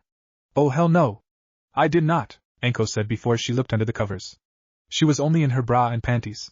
Oh fuck, the brat didn't, Anko trailed off. She turned her head and she noticed a mop of blonde hair sleeping next to her. Anko jumped up from the bed, unintentionally waking Naruto up. The blonde yawned and rubbed his eyelids. You know. You need to learn to stop wiggling in the bed. You know the lack of sleep I lost? Though seeing you wiggle out of your clothes was amusing, Naruto said, getting up. Anko noticed that only his top half was naked. He was wearing jeans and the blonde just yawned. Wait, so we didn't mean no? Anko asked while Naruto went into his bathroom. Yeah right. Like I would do it with someone who reeks of alcohol. Don't be an idiot. You left your keys in your apartment. Don't worry, you're still unmarked, Naruto said, and Anko glared down at her seal. Indeed, she was still unpartnered. While that was a big relief for her, Anko couldn't help but feel a little sad at that. Get this straight, you will not tell anyone about what happened here, Naruto instructed as Anko quickly started to put her clothes on. Damn straight. Don't need you telling your friends how you got an easy lay when you didn't, Anko said before she widened her eyes. Naruto didn't respond and Anko peeked inside. I didn't mean it like that. Sorry Naruto, I just wouldn't want to do it with someone that I didn't know, Anko said sort of palely, and Naruto snorted. Forget it, I know what you mean. Just drink your hangover medication, get some breakfast from the fridge, then you can leave. I've got shit to do, Naruto said, and Anko blinked. Say Naruto, do you mind telling me, what work do you do? Anko asked, and Naruto walked out of the room with his hair sort of wet from rinsing it out in the sink. Ask Hokage-sama, he'll tell you, Naruto said, and Anko just nodded before Naruto left the room. Anko sighed and rubbed the back of her head. The brat's cheeky, I'll give him that, but he's definitely on the ball. But he's wrong. I don't need a partner, I just need to get strong enough that I can watch my own back. I've always done it since that damn snake left. I won't be betrayed again, Anko said, glaring at the ground before she continued to get dressed.